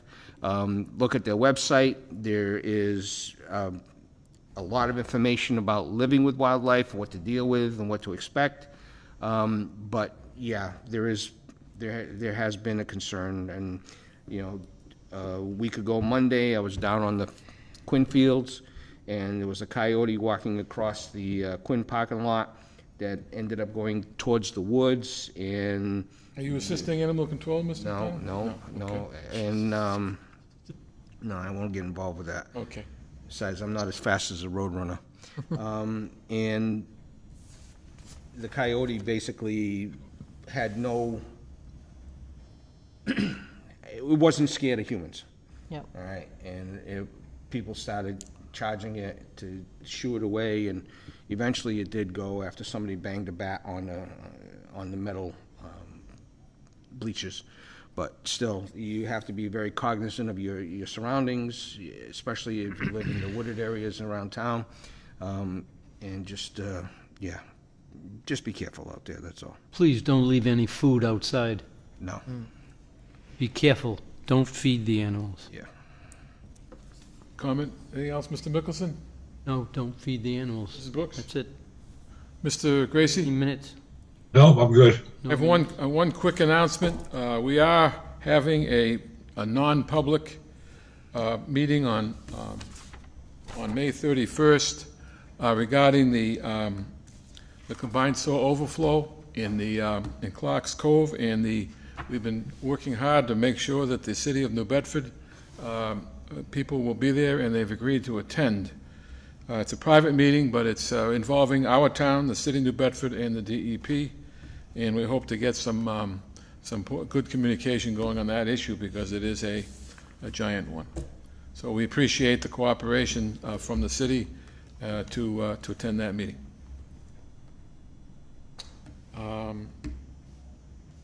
Anybody else have anything else to say? Yes, I do. Is that about the coyote? No. Was there a hummingbird in the feeder? No, not yet. Okay, good. Just the feeder. Make a motion to adjourn. Excellent. Second. Good. Any comment or question before we vote? Mr. Mickelson? Yes. Yes. Mr. McDonald? Yes. Mrs. Brooks? Yes. Mr. Gracie? Yes. The chair votes yes. This meeting is adjourned. Thank you very much.